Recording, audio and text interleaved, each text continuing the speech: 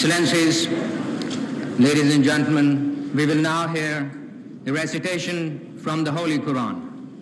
I will invite Qari Hafiz Naseem Khalil to the rostrum.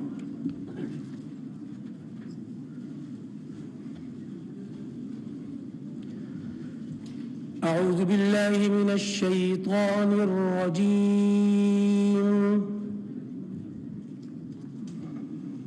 بسم الله الرحمن الرحيم.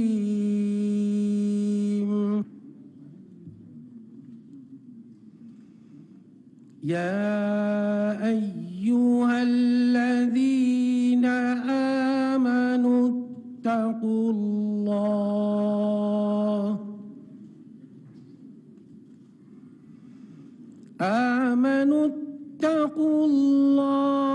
حق تقاته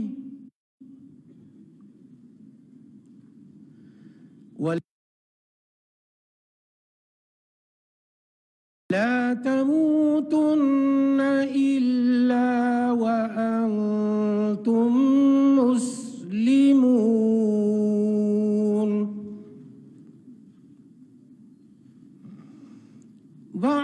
واعتصموا بحبل الله جميعا ولا تفرقوا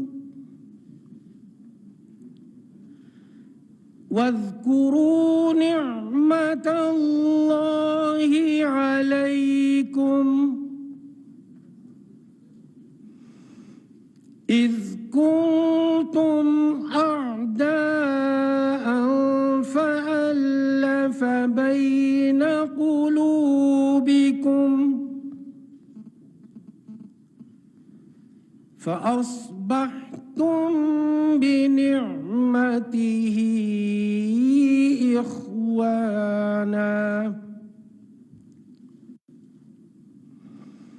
وكنتم على شفا حفرة من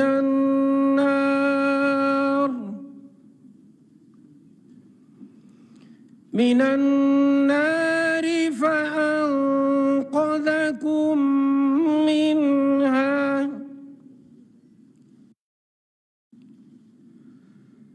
كذلك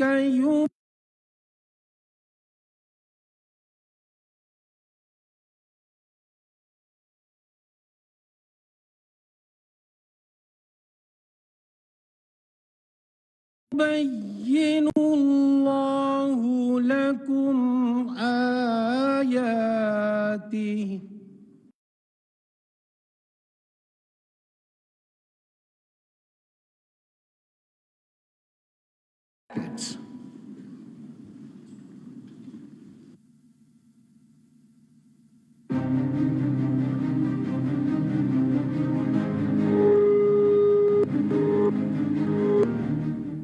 Unity is the key to our progress and success.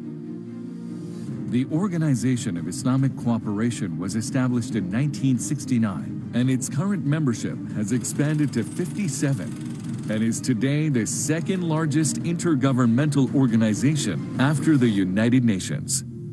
The OIC serves as the collective voice of the Muslim world and works to safeguard and protect the interests of Muslims worldwide in the spirit of promoting international peace and harmony. OIC, quarter of the world's population. The core focus of OIC revolves around preserving Islamic values while safeguarding the sovereignty and independence of member states, resulting in an unequivocal contribution to international peace and security. OIC's achievements are a testament to the success of our unity. The Palestinian people have suffered decades of foreign occupation and brutal repression. The OIC has always supported the legitimate rights of the people of Palestine.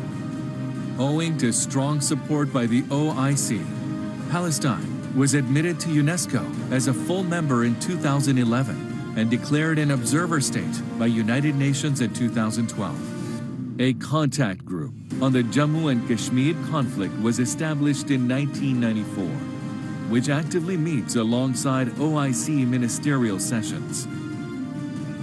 The OIC undeniably supports a peaceful resolution of the Kashmir dispute, in line with UN Security Council's resolutions. OIC contributed greatly to amplify Bosnia's voice in the Security Council. OIC has played a key role in providing humanitarian assistance across the Muslim world through its subsidiary bodies.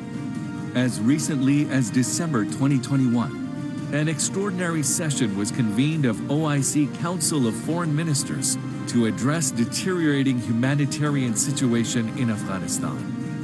OIC has unlocked an enabling environment for the economic development of all member states through an institutional infrastructure that allows us to forge robust commercial ties.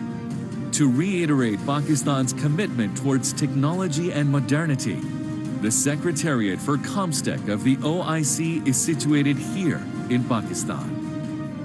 The OIC adopted a 10-year action plan to combat Islamophobia and extremism in 2005. It established the Islamophobia Observatory to monitor and address global anti-Muslim sentiments. At the 47th session of OIC Council of Foreign Ministers in Niger in 2020, March 15th was unanimously adopted as the International Day to Combat Islamophobia through a resolution tabled by Pakistan. Pakistan led the OIC initiative to secure adoption of a landmark resolution by the United Nations General Assembly to designate 15th March as the International Day to Combat Islamophobia. This resolution was adopted with the unanimous approval of UNGA on 15th March 2022. Being a strong proponent of human rights, the OIC established the Independent Permanent Human Rights Commission, IPHRC, in 2011. This commission focuses on the rights of women and children while advocating the right to education and development, with a special emphasis on human rights education.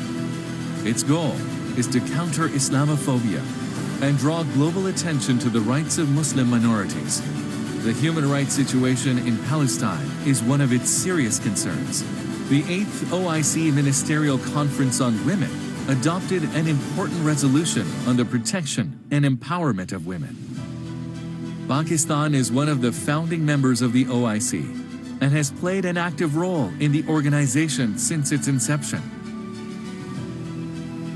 Pakistan has a proud history of hosting major OIC events, including summits and Council of Foreign Ministers (CFM) meetings.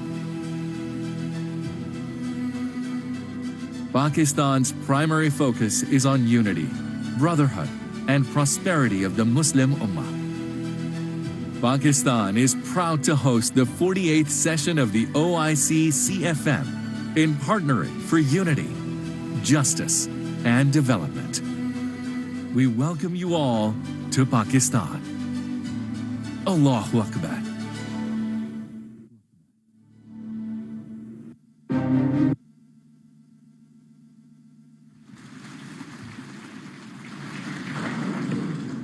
Excellencies, I will now invite His Excellency Hasumi Masudo, Chair of the 47th session of the OIC Council of Foreign Ministers, to commence the formal proceedings of the session.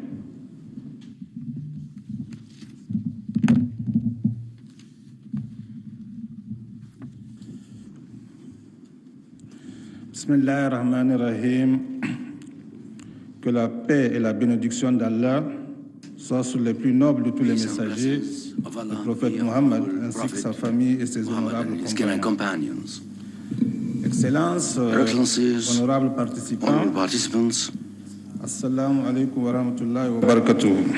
Avec l'aide d'Allah, nous déclarons with the assistance of God, we declare open the 48th session of the Council of Foreign Ministers of the Organization of Islamic Cooperation. May I be allowed, Excellency, to take the floor from the podium for a brief intervention. In the name of God, most merciful, most compassionate, Your Excellencies, ladies and gentlemen, the ministers, honorable ladies and gentlemen, Assalamu alaikum. Allow me first of all to address my sincere gratitude to the custodian of the two holy mosques, King Salman bin Abdul Aziz bin Al Saud, for his sustained support to our organization and towards all the goodwills extended to us in terms of achieving certain attainments during our chairmanship, and that they continue to working for the benefit of our Ummah. Our congratulations go to His Excellency Mr. Sheikh Mohammed Qureshi, Minister of Foreign Affairs of the Islamic Republic of Pakistan and Chairman of the 48th session of CFM, and for the goodwill and good measures taken for the success of this session. Allow me also to express my sincere thanks and appreciation to His Excellency Hussein Ibrahim Taha for his election, to the post of Secretary General of the OIC. May Allah guide you on and accompany you in your tasks. The goals and our history are well known. I'd like to express congratulations to the Secretary General and the other colleagues who accompanied us in our plans against COVID-19.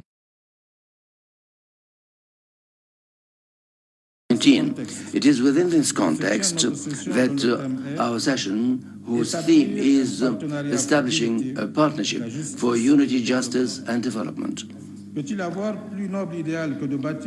How could we have a more noble goal than vanquishing poverty and ensuring stability in our countries, in the Ummah? This theme translates our will and determination, for there cannot be a partnership without equity, without justice, and the respect of these values are conducive to development. This is to underline the importance of this theme of our organization and of this session.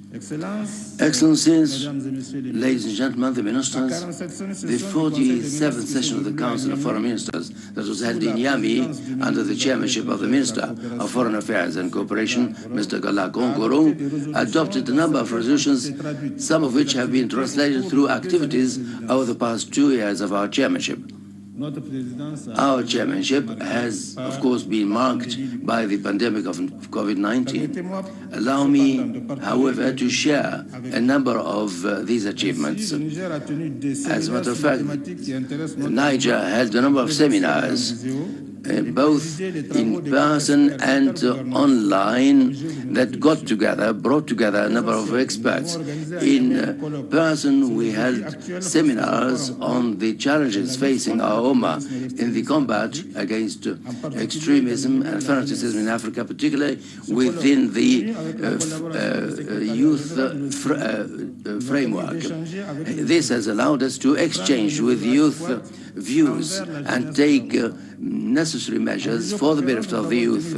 We have also held 2 meetings, one regarding the contact group on Jammu and Kashmir, of which Niger is a member, and extended its support to the pertinent resolution of the OIC and of the Security Council of the United Nations. The second took place on the Al-Quds Sharif. I wish to underline our belonging to this committee and our consistent support to the Palestinian cause until they achieve their full fundamental rights. Excellencies, ladies and gentlemen, during our chairmanship, we have conducted discussions and a number of intergovernmental activities.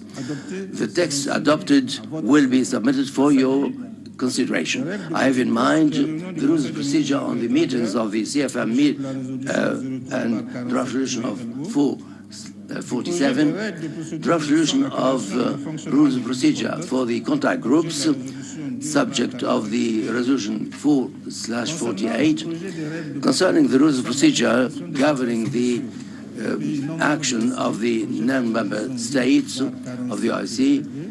It has been discussed and will need further re-examination by experts. A number of discussions that we have undertaken with the expert groups have not been followed with positive results. Therefore, there is a need for enrichment and consensus. Concerning the encounter between the experts on violent extremism that we have carried out in collaboration with the General Secretariat, without positive results. I wish to underline here that you have here an important opportunity to carry out and continue these discussions. Once again, I'd like to express thanks to you for your support for the achievement of the ambitions of the OIC in the Sahel region. This initiative will allow us to take into consideration the program of this part of the Ummah. On a different plan, I would like to encourage you for the pertinent views expressed during the brainstorming session. These exercises must continue to improve the forward march of our organization. In this respect, we need to continue to consider the possibilities available for proceeding to rotation of members similar to the Security Council, and to also put an end to the committee group. And I would like to thank again the authorities of the Islamic Republic of Pakistan for their efforts for the success of this session. Wassalamu alaikum. Je vous remercie. Donc, je voudrais profiter pour proclamer la composition des membres du bureau de la 48e session. Announce the composition of the committee as follows for the 48th session. Chairman, Islamic Republic of Pakistan. Vice Chairman, State of Palestine, Republic of Cameroon, and Republic of Yemen. And then as Rapporteur, Republic of Niger. Therefore, I would like to invite the Minister of the Foreign Affairs of the Islamic Republic of Pakistan to come and take the succession of our chairmanship.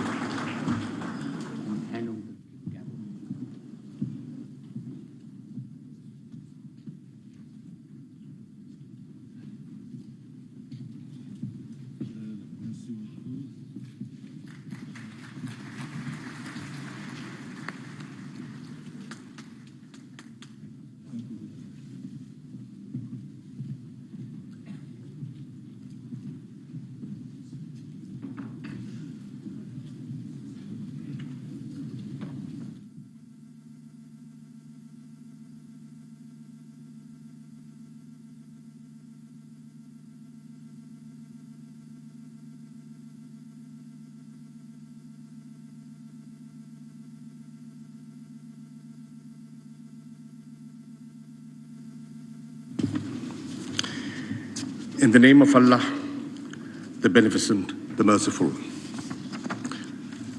Thank you, Excellency Mr.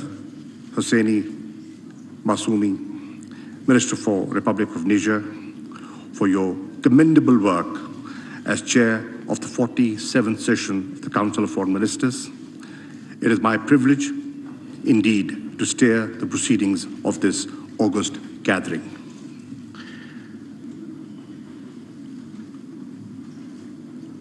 I will now, as the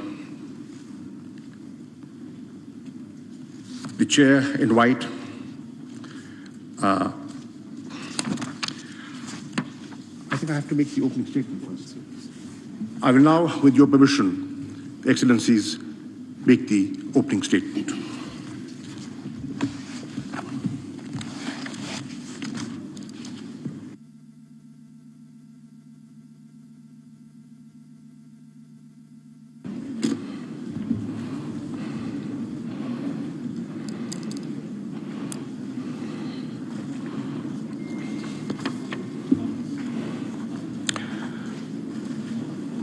Honorable Prime Minister Imran Khan, Secretary General Haseen Brahim Taha, Royal Highnesses, Honorable Foreign Ministers, Excellencies, Assalamu Alaikum.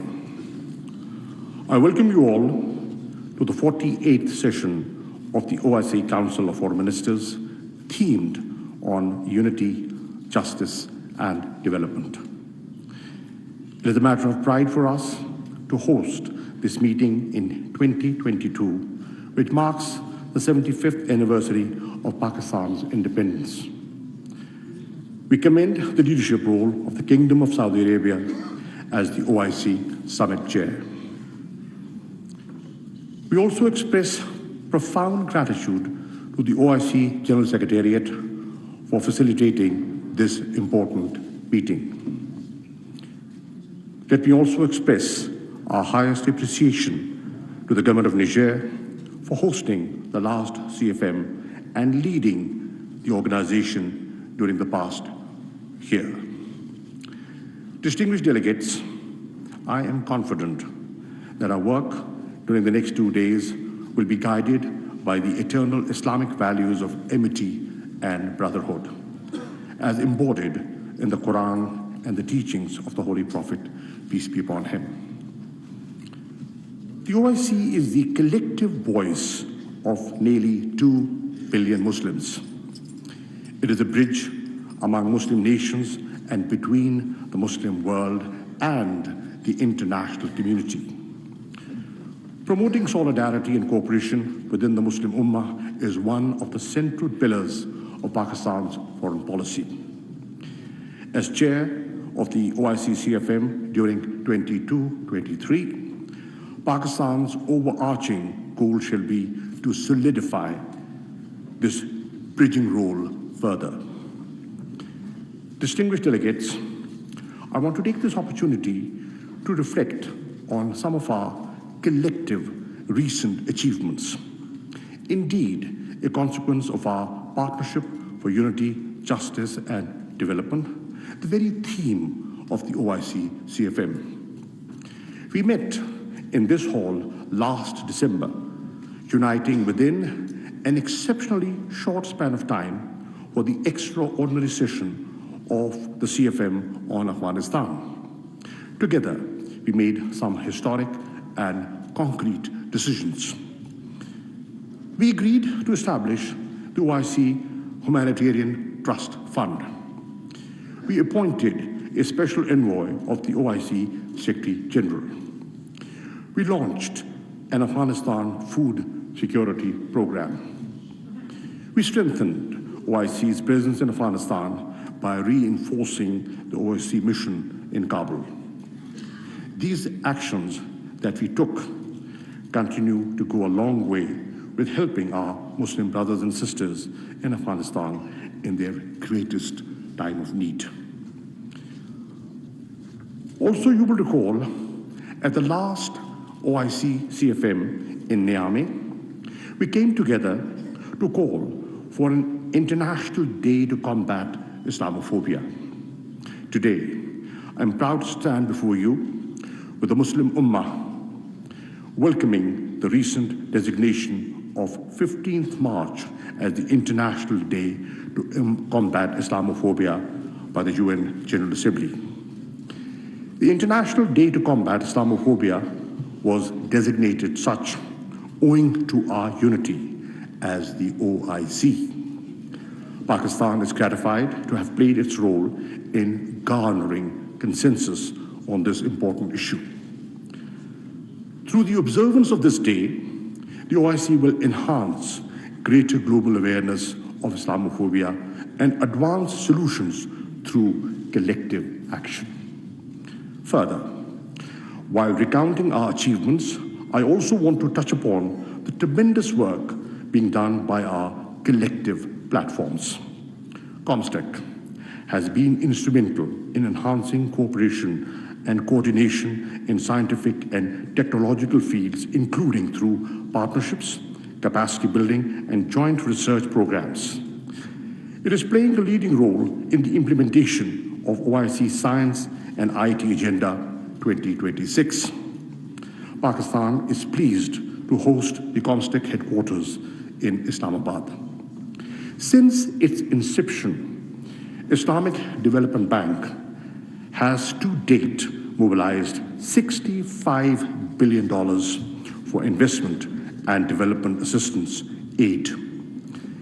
It is one institution which has consistently been rated AAA across all international rating agencies. The Islamic Chamber of Commerce, Industry and Agriculture, based in Karachi, is galvanizing investment, influencing policy, making and undertaking initiatives for development of the private sector.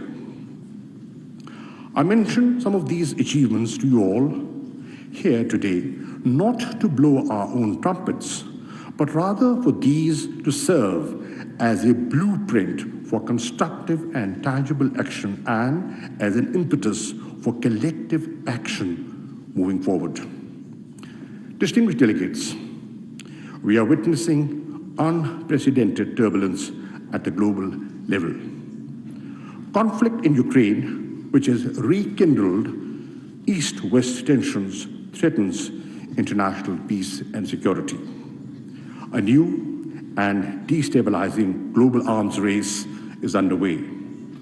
Conflicts among and within nations have proliferated. Political and military blocs are vying for more power at the cost of global equilibrium. World trade and growth are declining under the weight of technology wars. Inequality has become a defining feature of our times. The COVID-19 pandemic has increased inequalities through greater debt burdens, fiscal deficits, and liquidity crunch. Rising commodity prices will further accentuate inequalities, erode development gains, and hinder progress towards sustainable development goals. Climate change is accelerating and making parts of our Earth inhospitable and warmer than ever. The Muslim world is faced with conflicts in the Middle East, prolonged foreign occupation, and the denial of the right to self-determination, most notably to the people of Palestine and Kashmir. The Muslim world's resentment is increasing due to frequent external interventions in Muslim countries. Distinguished delegates, left unaddressed, these conflicts and disputes undermine our unity and solidarity, expose our countries to foreign interference and intervention, fuel terrorism and extremism, and deflect attention from our development goals and the welfare of our peoples. To help forge a collective response and under the theme of partnering for unity, justice, and development, I would like to focus on three specific challenges. First, partnering for unity by jointly addressing the challenges and conflicts within the Ummah. Second, uniting for justice for the rights of Muslims under occupation and conflicts with countries beyond our Ummah. This should also include the urgency of addressing the pervasive Islamophobia facing Muslims in non-Muslim majority countries. Third, partnering for development by effectively addressing the triple global crisis of COVID-19, development, and climate change. Distinguished delegates, the Holy Quran says to the believers, hold fast, all of you, to the cord of Allah and be not divided. In this era of global turmoil, the situation of Muslims in many parts of the world is heart-wrenching. Currently, more than 60% of all conflicts in the world exist in Muslim countries. From Yemen to Syria to the Sahel, the range of conflicts in the Muslim world and their intensity is palpable. These are festering wounds on the body politic of Islam. More than 2/3 of all refugees worldwide come from just 5 countries: Syria, Afghanistan, South Sudan, Myanmar, and Somalia. Above all, the Muslim countries are hosting the largest number of refugees. While we must work to prevent outside interference in the Muslim world, we alone can find solutions to internal fissures and challenges. The key to ending these conflicts and disputes is comprehensive engagement and cooperation among the Islamic countries. Ladies and gentlemen, the Islamic world is endowed with both natural and human resources that are unmatchable. We are home to over a quarter of the world's entire youth. This unparalleled youth bulge is yearning for opportunities and progress. It is a harbinger of innovation, industry, and growth. Prime Minister Imran Khan has declared the year 2022 as investment in the youth. Building on this potential, it is time for the Ummah to forge a collective response to the current turmoil inside its borders and the ongoing global transition. We must be a reliable partner in forging unity, justice, and development across the globe, but not anyone's accomplice in aggression or domination. To this end, I propose convening an OIC ministerial conference during 22-23. This conference, among others, could assess the need for establishing a peace and security architecture akin to all other regional organizations. This conference should also discuss how the OIC can and must strengthen itself by developing and deploying tools for conflict prevention, mediation, reconciliation, and peace building. Excellencies, ladies and gentlemen, partnering for justice is an injunction from the Quran. Allah enjoins Muslims to be upholders of justice, witnesses for Allah. The vision behind the OIC creation was to raise the united voice of the Islamic Ummah against the injustices perpetrated against Palestinian Muslims under occupation. But even 50 years of the OIC establishment, after 50 years of the OIC establishment, we are far from seeing justice for Muslims in many parts of the world.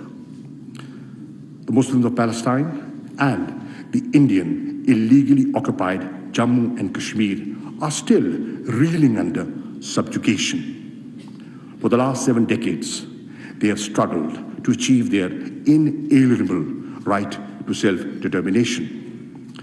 Under the relevant United Nations resolutions, a permanent solution to the Palestinian question with the pre-1967 borders and Al-Quds al-Sharif as the capital of a viable, independent, and contiguous Palestinian state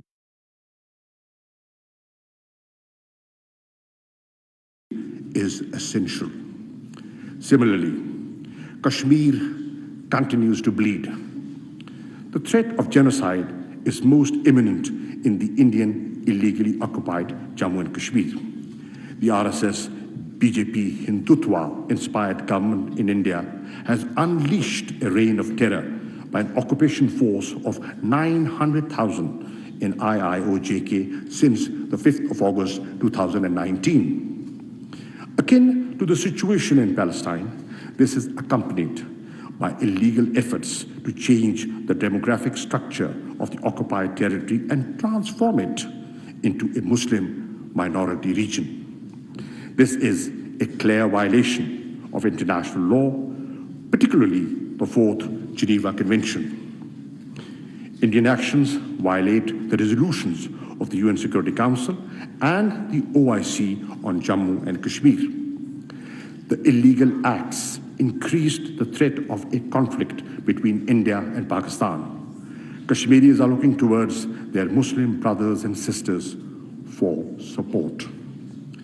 India's violence against Muslims is not limited to IIOJK. Civil society organizations and independent observers have warned that Muslims in Hindutva-controlled India are also living under the threat of genocide. Our Holy Prophet, peace be upon him, said that believers are just like one body. When one of the limbs suffers, the whole body responds to it with wakefulness and fever. It is incumbent to resolve these challenges by partnering with the international community as well. Beyond adopting resolutions, we must take concrete and tangible steps towards permanent solutions. A similar resolve and unity is needed in countering the ideologies of hate, such as Islamophobia and right-wing racism. Repeated incidents of desecration of the Holy Quran and reprinting of caricatures have seriously hurt the sentiments of Muslims across the world. They also cause great anguish within the Islamic world. While we welcome the recent designation of 15th of March as the International Day to Combat Islamophobia by the UN General Assembly, we believe the appointment of the OIC Secretary General's Special Envoy on Islamophobia during this CFM would be a concrete step in coordinating such collective action. It should be our shared objective to ensure that deliberate insults and defamation of all religions, including Islam, should also be criminalized, and we must be united to achieve this. I propose that the Secretary General OIC develop a comprehensive report on the theme of partnering for justice and present recommendations to the next OIC CFM on how the OIC, through proactive and innovative diplomacy, could strengthen its role in securing justice for the long oppressed Muslims facing hateful ideologies and occupation. Distinguished delegates, to forge partnerships for development, the OIC countries must mobilize international support for a comprehensive strategy that should include: 1, vaccine equity. Everyone, everywhere, must be vaccinated against COVID-19. 2, increased development financing. This can be ensured through comprehensive debt relief and restructuring, expanded ODA, redistribution of at least half of the unutilized SDRs to developing countries, and provision of the promised climate finance. 3rd, accelerated climate action. The agreement reached at Glasgow must be the baseline for future discussions. The OIC must call for additional commitments by the international community to achieve the agreed mitigation targets, support for adaptation, and loss and damage in developing countries due to climate change. 4, the resolute action against illicit financial flows. Corruption and illegal transfer of assets have adversely impacted many Muslim countries, including Pakistan. The OIC countries must develop a comprehensive legal framework to halt and reverse the illicit financial flows and stop this grave economic injustice. We must call for the implementation of the recommendations of the UN Secretary General's FACTI panel. Excellencies, ladies and gentlemen, underdevelopment, poverty, and corruption remain serious threats to the future security and stability of our societies. In an era of economic and financial unpredictability, development partnerships among OIC member states would be of vital importance. OIC member states have tremendous natural and human resources which must be utilized effectively through trade, joint research and development projects, trainings, and investment.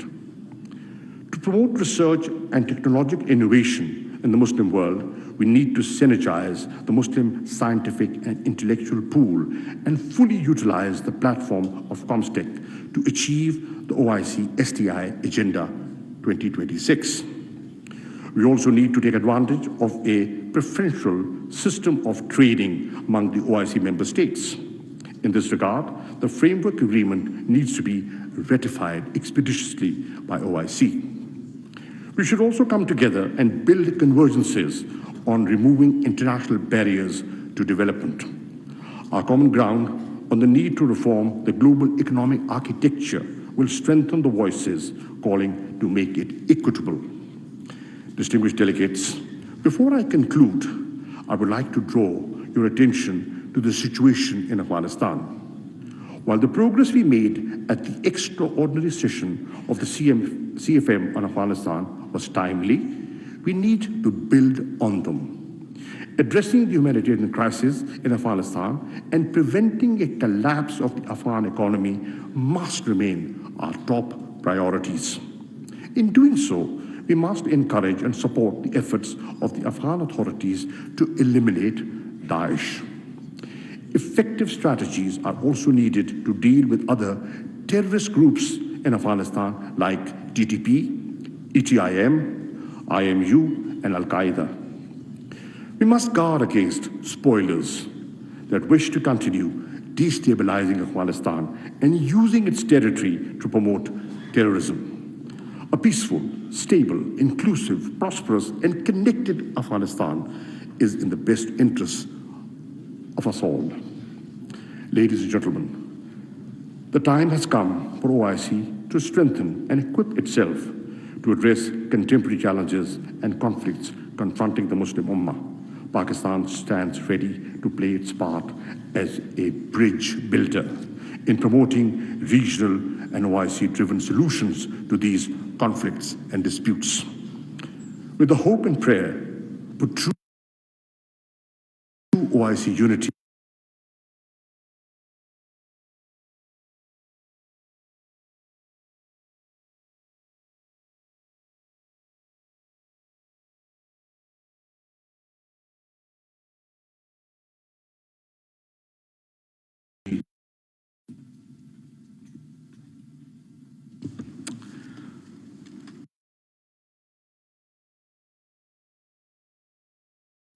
I now invite His Royal Highness Prince Faisal bin Farhan Al Saud, Foreign Minister of the Kingdom of Saudi Arabia, for his speech. He will speak on behalf of the OIC Summit Chair.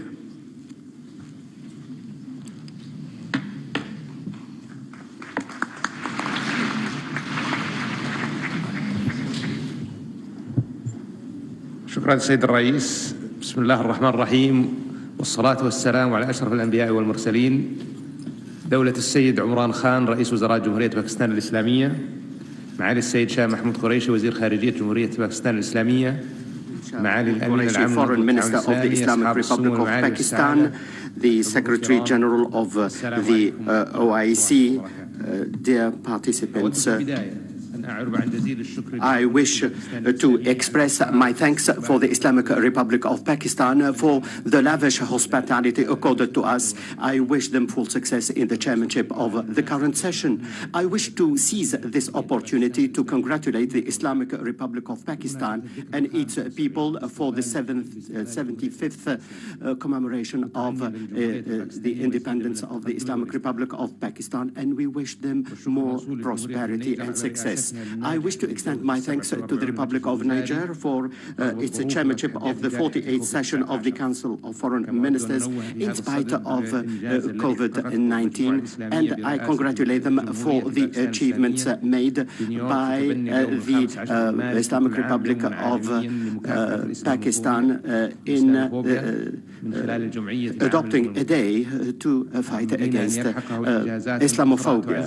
There are also more efforts made to achieve greater success in the Islamic Ummah. I wish to extend my thanks to the people working in the OIC Secretariat under the leadership of the Secretary General for the sound organization of this meeting. I congratulate them on the continued effort to achieve the noble goals of this organization. The Kingdom of Saudi Arabia believes in the role of the OIC in consolidating Islamic solidarity and in protecting common interests to preserve the noble, lofty values of Islam. This will lead to greater cooperation and understanding on the basis of mutual respect among all cultures and religions. Excellencies, ladies and gentlemen, the Kingdom of Saudi Arabia has clear values in consolidating Islamic cooperation and brotherhood among member states with a view due to enforcing coordination to face the common challenges. And there was the meeting on Afghanistan in December 2020, and this was a successful meeting which led to the establishment of the Humanitarian Trust Fund under the IDB. Dr. Tariq Khatib was appointed as a representative of this fund. The Kingdom reiterates the importance of the role of Islamic countries to achieve peace and security in Afghanistan. We call for further efforts to support the Afghan people so that they can overcome the tragic situation they have at the moment. We hope that Afghanis will participate in building the future of their country through dialogue among the various components of the Afghani societies, and to avoid using Afghani land as for terrorist activities. We also call for the respect of human rights and the rights of women to work and study on the basis of our values. Their participants, the Kingdom of Saudi Arabia, reaffirms the centrality of the Palestinian cause.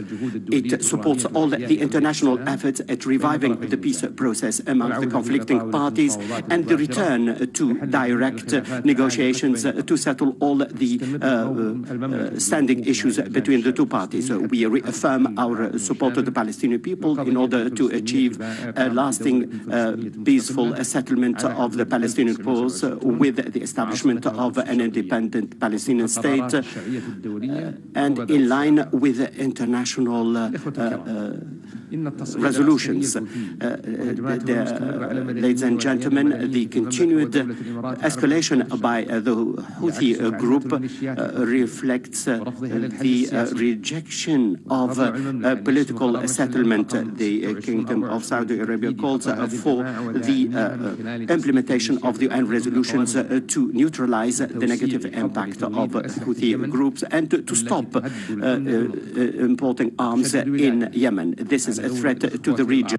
We reiterate the importance of the role of brothers to apply more pressure on the Houthis so that they can stop jeopardizing maritime security. On the basis of reducing the suffering of the Yemeni people, we contribute to the humanitarian action and we provide humanitarian support to the Yemen people. The participants, the Kingdom of Saudi Arabia stands by the Muslim communities to defend their values as sustained by our region.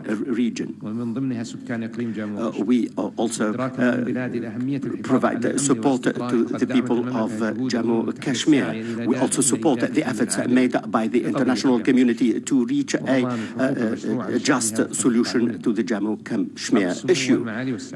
Excellencies, ladies and gentlemen, the Kingdom of Saudi Arabia is making steps to achieve its ambitious vision. We hope that this will be a model for the rest of the world.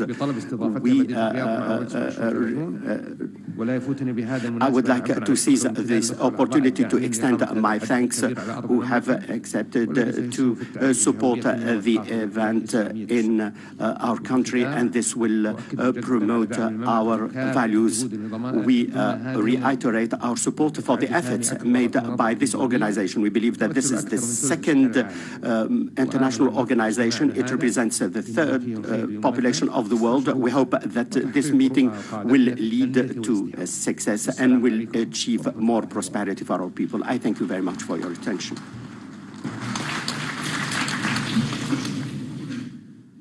Thank you, Brother Faisal, for your speech. I now invite the Honorable Secretary General of the Organization of Islamic Countries, His Excellency Mr. Hassan Brahim Taha, for his statement.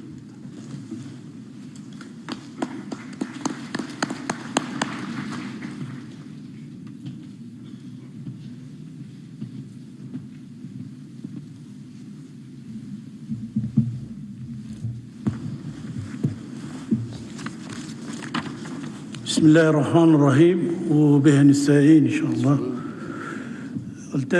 Your Highnesses, Excellencies, Honorable ladies and gentlemen, it is gratifying for me, first of all, to express in my own name and on behalf of the Organization of Islamic Cooperation my sincere thanks and appreciation and gratitude to the government and people of the Islamic Republic of Pakistan for the warm welcome extended to us and the excellent and serious cooperation and coordination that we have noted in the preparation for this present 48th session of the Council of Foreign Ministers of the OIC. Whilst we congratulate the Islamic Republic of Pakistan on its assumption of the presidency of this current session, I would like to express my deep appreciation for its strong commitment to the OIC and its valuable contributions to promoting joint Islamic action. Such a firm commitment is bound to ensure the success of the present session. It is indeed for us a great pleasure that this session coincides with the Islamic Republic of Pakistan's 75th Independence Day. As we extend our warm congratulations to it, we appreciate the achievements it has made for its people and the challenges it has overcome with a strong will and determination. We wish the Islamic Republic of Pakistan further progress and prosperity. I would also like to commend the efforts of the Republic of Niger during its presidency of the CFM's 47th session under difficult circumstances overshadowed by the COVID-19 pandemic. That session has been crowned with full success and given prompt support for the forward march. I would like here to renew my high appreciation to the Kingdom of Saudi Arabia, the host country, chair of the 14th session of the Islamic Summit, for its sustained support of the OIC's activities and the General Secretariat's work under the patronage of the custodian of two holy mosques, King Salman Abdulaziz Al Saud, and of his Crown Prince Mohammed bin Salman and Vice Chairman. May Allah preserve them both.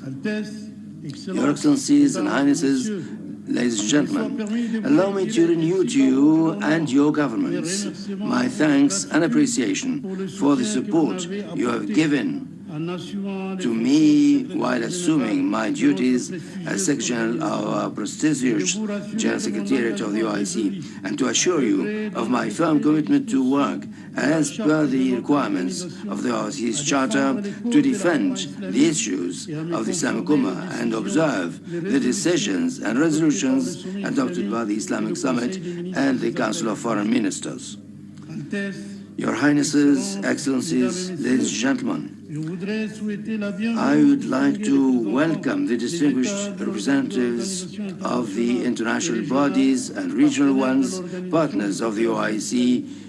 Their presence is a testimony of the interest they attach to the role of the organization in contributing to peace, security, and development worldwide. The OIC is satisfied with the dialogue and cooperation it entertains with them all. Your Highnesses, Excellencies, ladies and gentlemen, our present session is being held under the theme of Partnership for Unity, Justice and Development, a theme that is quite topical for the achievement of the aspirations of our peoples with the OIC in this particular conjuncture in which the Islamic Ummah finds itself confronting multiple types of challenges.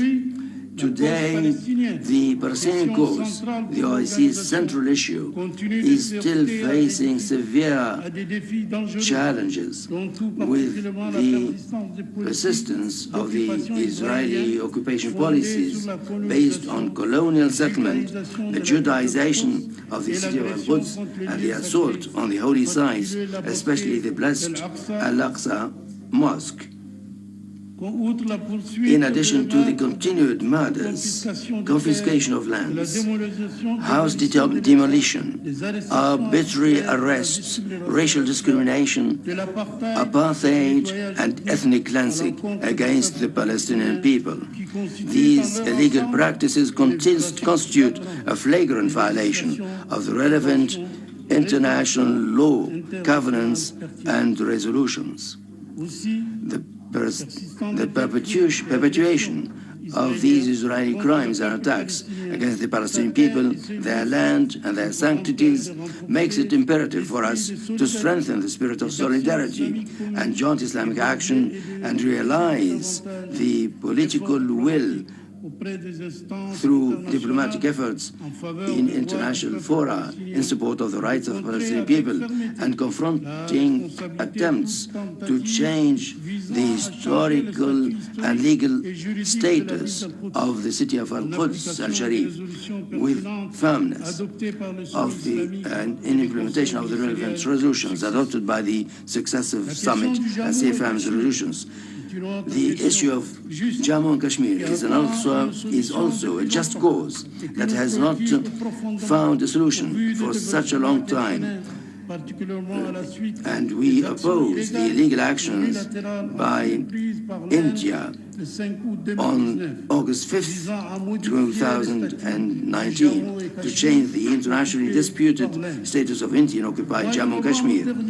In last November, a high-level delegation from the General Secretary of the OIC, led by the Assistant Secretary General for Political Affairs, Special Representative of Jammu and Kashmir, with the participation of the Assistant Secretary General for Humanitarian, Cultural and Social Affairs, effected a visit to Pakistan and Azad Jammu and Kashmir within the framework of the implementation of the mandate entrusted to the General Secretariat under Resolution 1047 on the dispute of Jammu and Kashmir as adopted by the Council of Foreign Ministers. On the other hand, the report of the submission session in question is submitted for your attention. The OIC is called upon to redouble its efforts in support of the people of Jammu and Kashmir, including their rights to self-determination in conformity with the resolutions of the Security Council of the United Nations. The developments of these issues will be considered by the contact group on Jammu and Kashmir, which will meet here in Islamabad on the sidelines of our meeting. With regard to Afghanistan, we have followed all the aspects and the implementation of the resolutions issued from the 7th Ministerial Council held in Islamabad on 19 December 2021.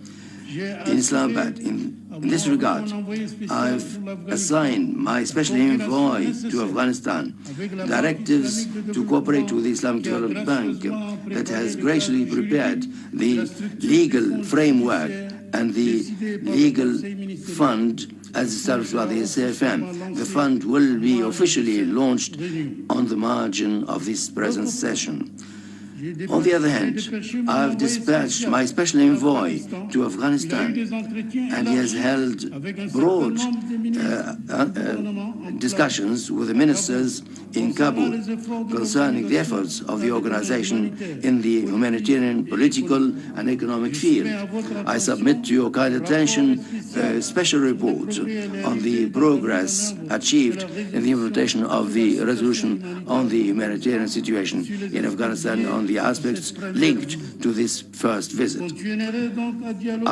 Therefore, we shall continue dialogue with the authorities in Afghanistan, with international partners, with the objective to achieve peace, security, and development in this member country of the OIC.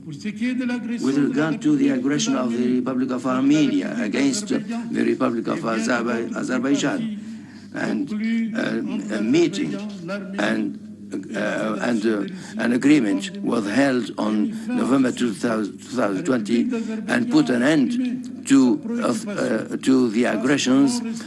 Azerbaijan expressed concern in the face of non-observance of the Republic of Armenia of its obligations as stipulated in the agreement between the concerned parties. The General Secretariat concerned with the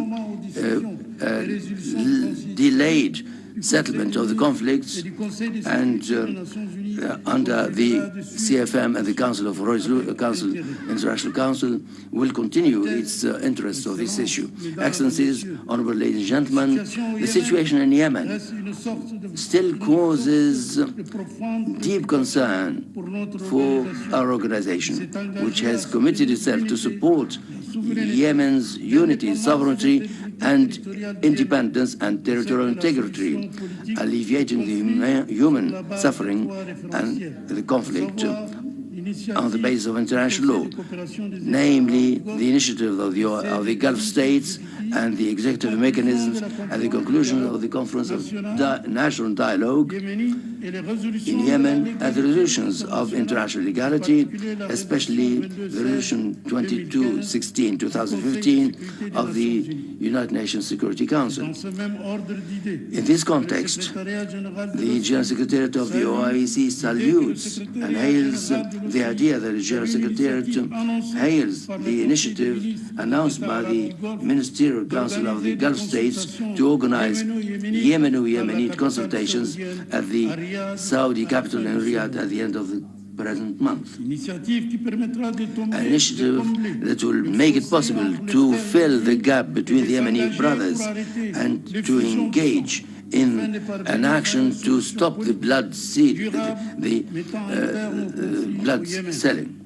and to continue the action and for the stability and security in the region. In this context, we renew our appreciation to the Kingdom of Saudi Arabia for its unremitting efforts and initiatives to contribute to expediting a peaceful and lasting solution to the Yemeni crisis.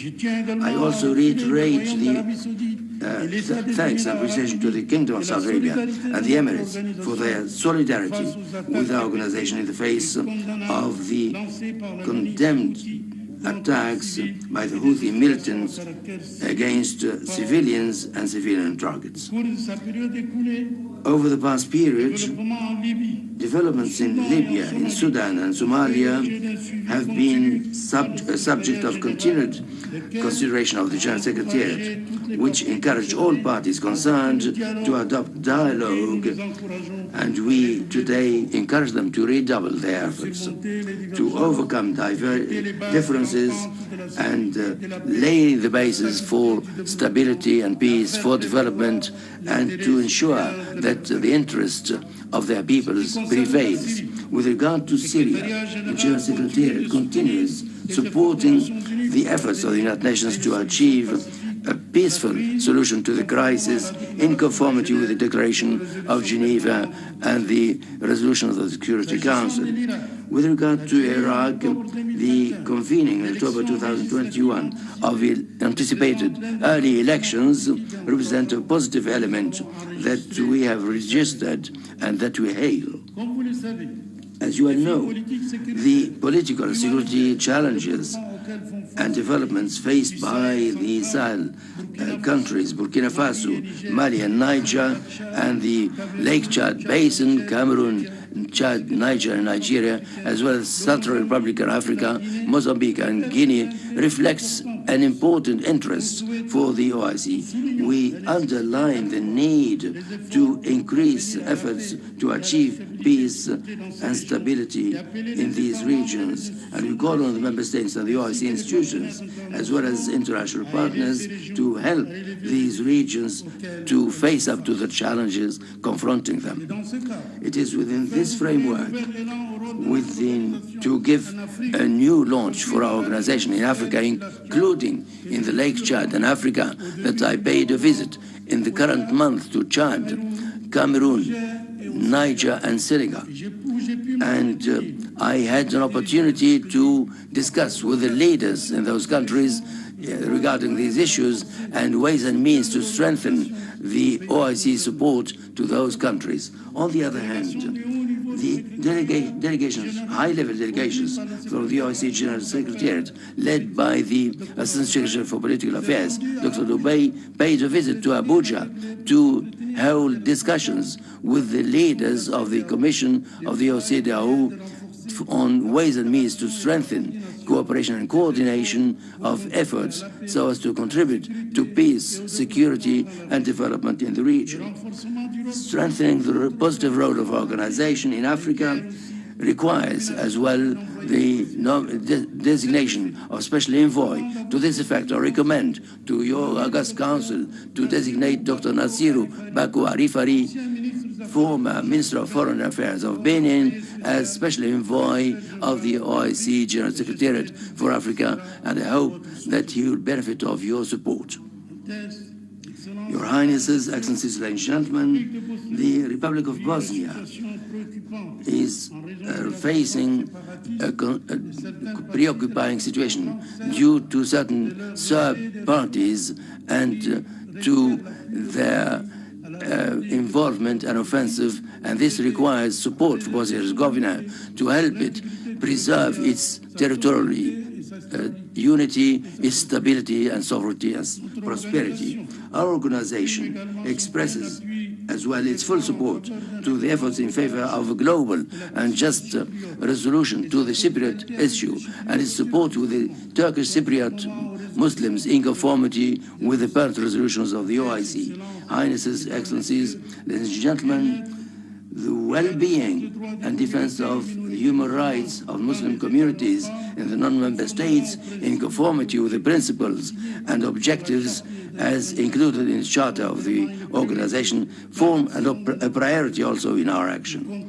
We continue increasing our efforts to this end through visits and dialogue with the leaders of the concerned parties. In this context, we express our profound concern with regard to the situation of Rohingya, and we call on the international community to act in an efficient manner, an urgent manner, to ensure proper conditions for the voluntary return of the people, the refugees, the Rohingyas, to their original homeland.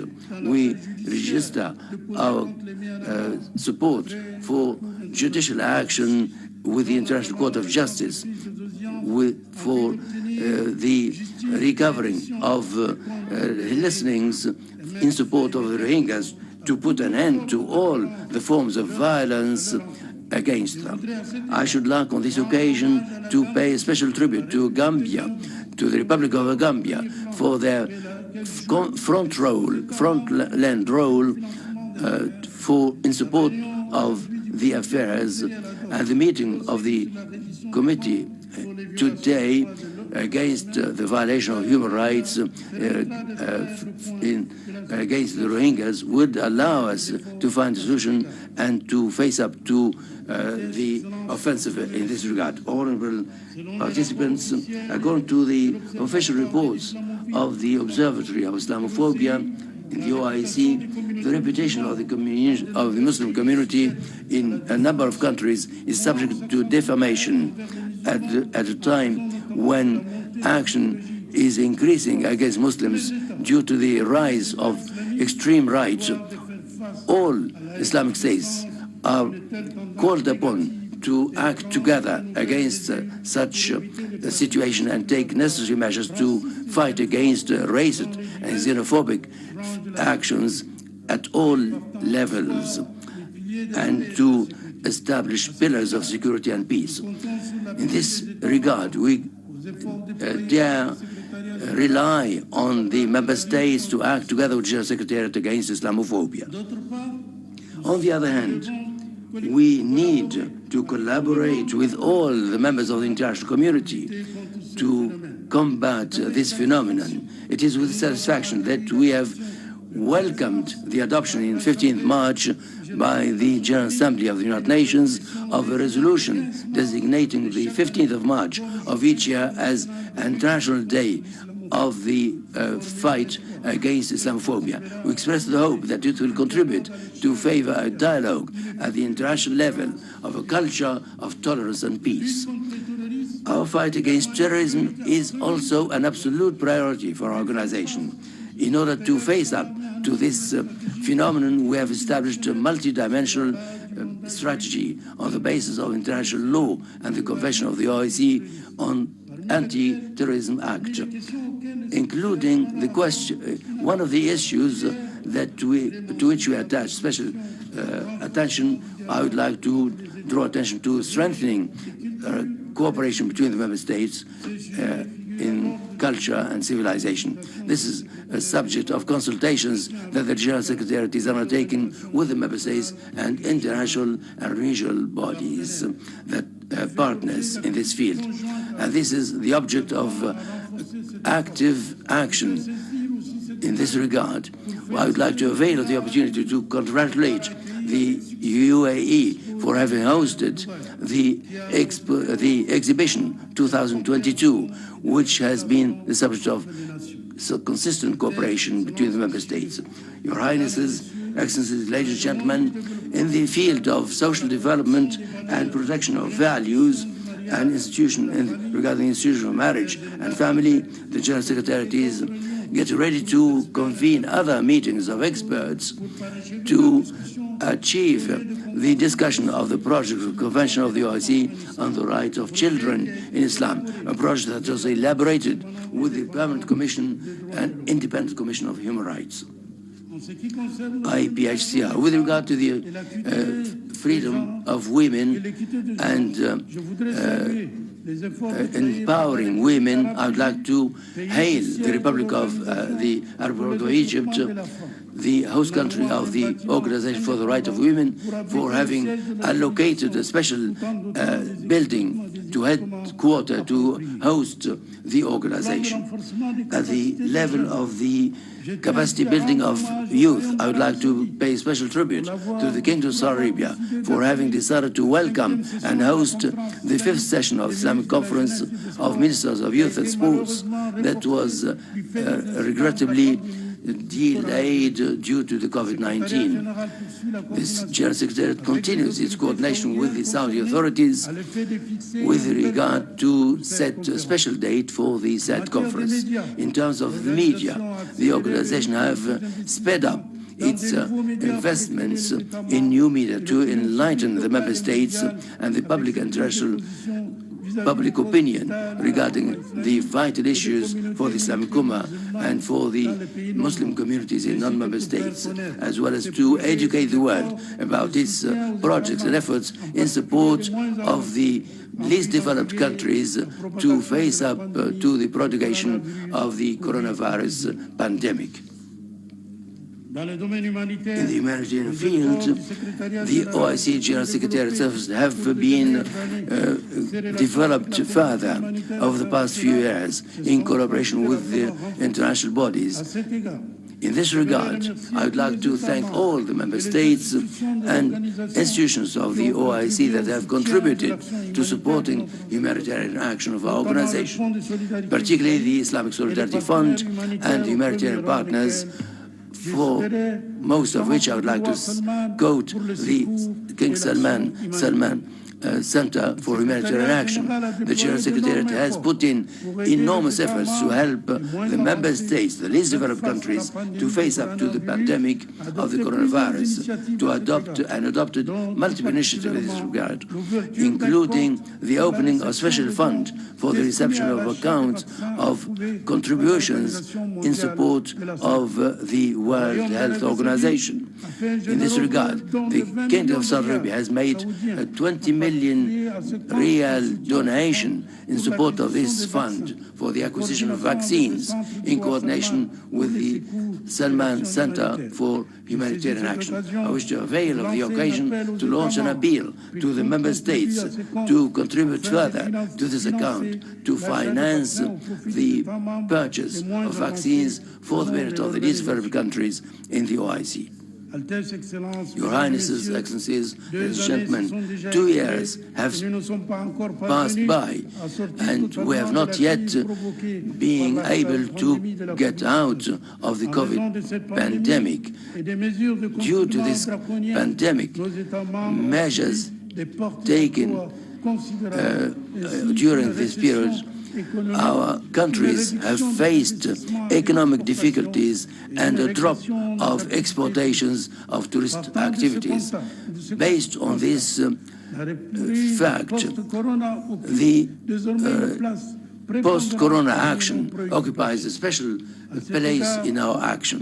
In this regard, our organization has paid particular action for the implementation of these programs and economic projects in agriculture, in rural development, food security, employment and protection, social protection, and strengthening exchanges in trade and encouragement of investment in order to ensure the realization of the objectives as announced in our action program OIC 2025. Bearing in mind the importance of cooperation in the economic and trade fields between the member states and within the framework of the implementation of the resolutions issued by your council to organize a forum on investment in Africa, I've accorded particular attention to this issue, and I'm about to finalize the details of which I will inform you in due time. I'm happy to inform you also that the 8th session of the Islamic Conference of the OIC on food security and agricultural development held in Istanbul in the Republic of Turkey on 25th, 27th October 2021 has given a new impetus to cooperation in the sector. The ministers have adopted 3 programs of the OIC for agricultural development strategies such as food stocks and rice and other products. Within the same framework, the OIC Tourist Conference and Labor Conference that will be held this year, respectively in Azerbaijan and the UAE, will allow the member states of our organization to take stock of the current situation in this particular sector and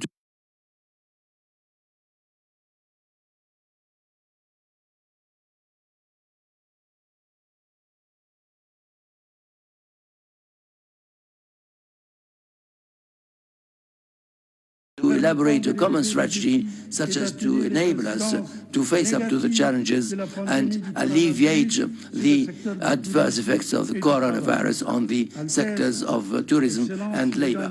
Excellencies, Highnesses, the OIC has intensified its action in favor of strengthening cooperation between the member states in order to ensure the progress of its agenda in the field of science, technology, higher education, health, water and environment as fundamental pillars of the strategy of the OIC for the eradication of poverty, of disease, illiteracy and extremism. I'm happy therefore to recall that the second summit of the OIC on technology that was held online in June last has taken stock of the steps fulfilled by the member states in the field of technology and their policies and national strategy in this field. Therefore, undoubtedly, providing a high-quality level of education will be the optimal means against underdevelopment. The OIC plays an important role in the training of students of the member states. Allow me here to express my due thanks and gratitude to all the member states and organizations that give financial support to our universities, in consecration of greater solidarity and cooperation among the member states in the field of higher education, of programs of exchange.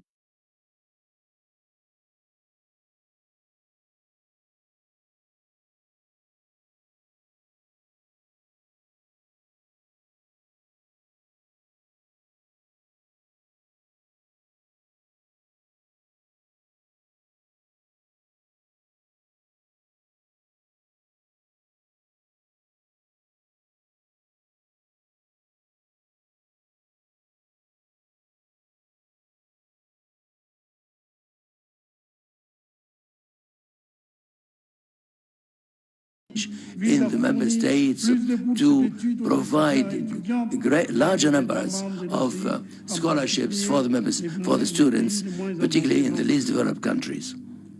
In the field of health, the General Secretariat, in collaboration with the competent, relevant organizations of the OIC, has adopted a traditionally well-approved approach to help the member states face up to the adverse effects of the COVID-19 with the help of the steering committee on health, of ministers of health, as well as the urgent measures taken by the ministers of foreign affairs. Secondly, an urgent financial support from the member states through the ISF and the group of the development, the IDB, and through action against fallacious media propaganda. Within the framework of legal convention and statutes adopted by the Islamic meetings and the Council of Foreign Ministers, represents the framework such as to allow the organization to fulfill its action in conformity with the agreements signed by the member states. In this regard, I'd like to renew our call to the member states that have not yet signed or ratified the agreements concluded within the framework of the organization to do so, so that these mechanisms may be established and become operative. In the forefront of this document, I would like to note the charter of the organization, the statute of the organization for women's development, and the Islamic organization for food security that are already operative, but there still are other important institutions that have not seen their statutes entering into force, such as the Labor Center and the Center for Cooperation and Policy Support. Within the framework of reform of the General Secretariat, a study has been elaborated by the Public Administration Institute in collaboration with the General Secretariat. The study has led to the elaboration of an organigram, a project for the General Secretariat, which are reflected in the annexes of my present report to this August budget. The General Secretariat, in implementation of the resolution of the OIC Foreign Ministers Conference, has held expert group meetings to elaborate new rules and regulations and to amend certain procedural rules. The General Secretariat has elaborated a draft resolution to govern the work of the contact group and another one to govern the OIC offices abroad. The members of the committee and the statute and the rules of regulation of the OIC. Your Highnesses, Excellencies, ladies and gentlemen,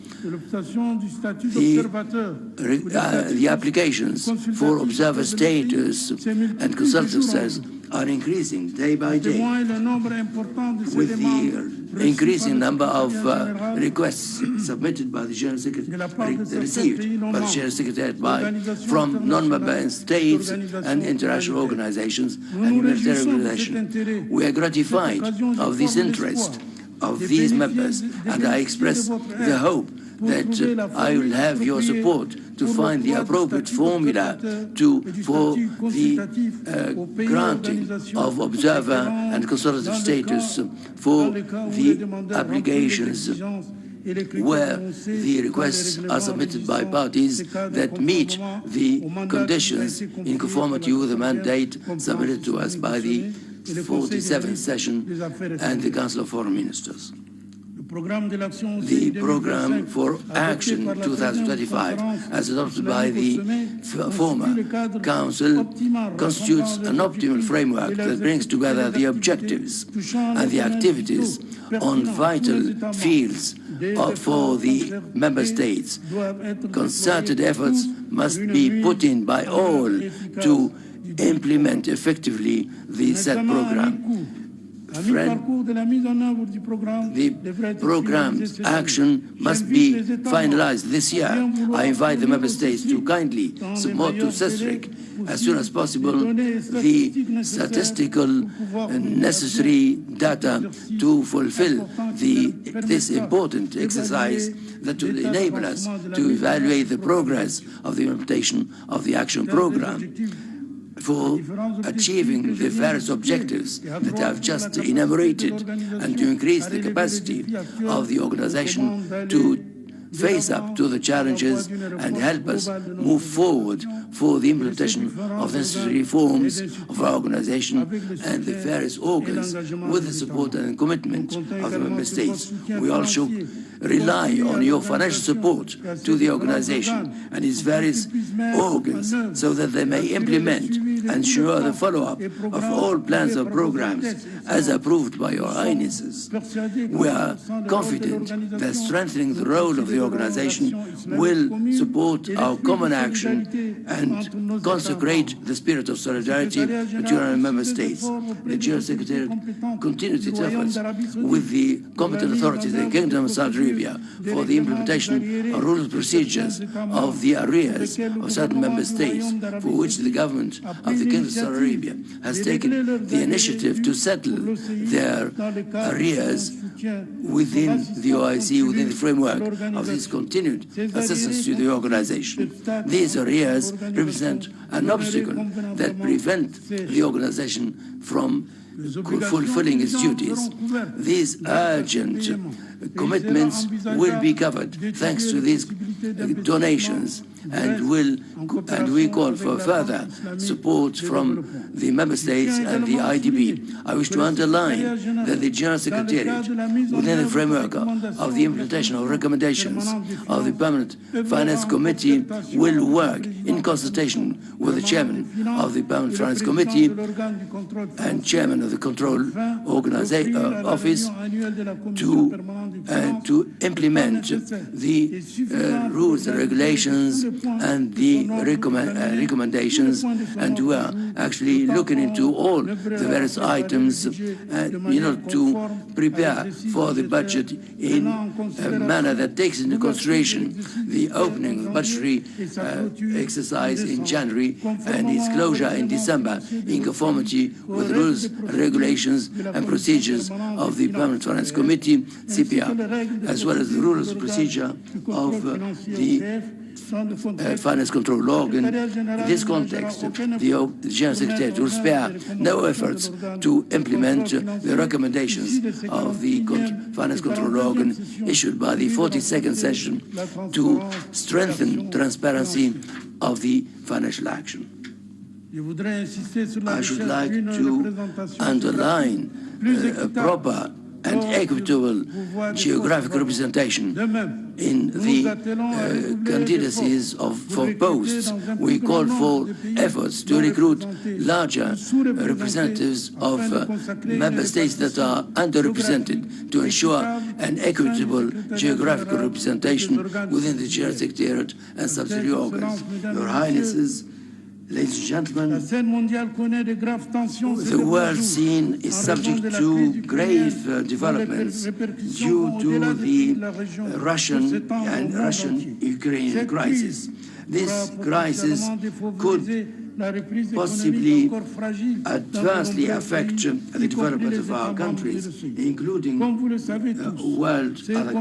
world countries. This conflict is likely to affect exports of these two countries that represent over 28% of the world's offers. In this regard, I should like to encourage the member states to go from the mere words to actions regarding the food strategy, food security strategies concerning wheat, rice, in order to ensure proper reserves at national, regional levels, and to ensure an acceptable level of self-sufficiency in the OIC, thus proceeding from the objectives as announced in the Charter of the OIC, and the OIC, particularly the contribution to the efforts for peace and stability. The General Secretariat has urged the concerned parties to work for a peaceful settlement of the Ukrainian crisis and to continue peaceful action in search of political solution that will guarantee lasting peace and security and preserve the security of populations. In conclusion, allow me to note that my address today to this August Council are only a summary of the efforts put in by the General Secretary of the OIC in the execution of the mission assigned to it. But further documentation, including my report on the activities of the organization, is submitted for your attention, and you will agree with me that the challenges are multiple, and I'm convinced and confident that together we shall be able to contribute to face up to these challenges. May Allah Almighty guide our steps towards the achievement of our objectives, for which we are working for the benefit of the Islamic Ummah and for achievement of the aspirations of peace, unity, justice, and development in our member states and worldwide. I thank you for your kind attention. Wassalamu alaikum.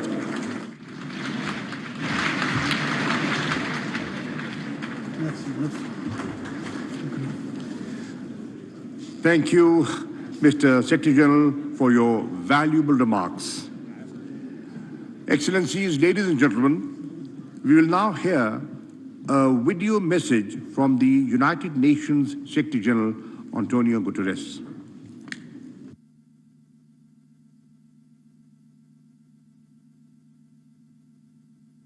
Excellencies, as you gather in Pakistan, I am pleased to send my greetings to the meeting of the Organization of Islamic Cooperation Council of Foreign Ministers. The United Nations, the OIC, enjoy a close, decades-long relationship rooted in trust and based on the shared belief in the values of multilateral cooperation, dialogue, and solidarity. Across Asia, the Middle East, Africa, and beyond, our two organizations have worked together to nurture a culture of peace, tolerance, and understanding. In recent years, we have successfully deepened our collaboration on key areas of mutual concern, including mediation, countering terrorism, preventing violent extremism, combating anti-Muslim hatred, and promoting religious tolerance. Today, the imperative to join forces, devise common strategies, and draw on our competitive advantages is more urgent than ever. In my recent report on our common agenda, I have offered proposals guided by the beacon of the Charter to update global governance, better manage risks and threats, and build a safer, more resilient and inclusive world set out in the 2030 Agenda for Sustainable Development. Challenges abound, from the war in Ukraine and its global ramifications to growing inequalities and proliferating assaults on human rights. Developing countries, in particular, face crises on so many fronts. Vast inequity is blocking recovery, poverty is deepening, and countries are paralyzed by debt and liquidity issues. We must reform a morally bankrupt global financial system, and we must make sure that all countries have the resources they need to recover from the pandemic, build resilience against climate shocks, and support the Sustainable Development Goals. Only together, in unity, with partners at all levels, can we confront shared challenges and create a better future for all. Thank you.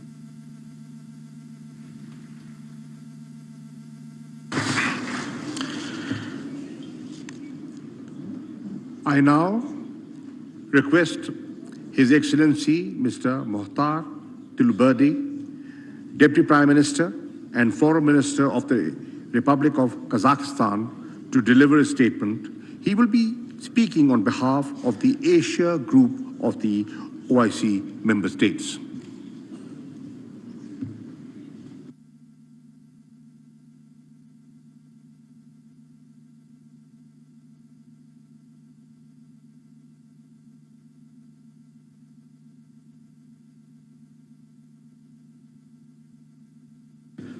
Bismillah ar-Rahman ar-Rahim.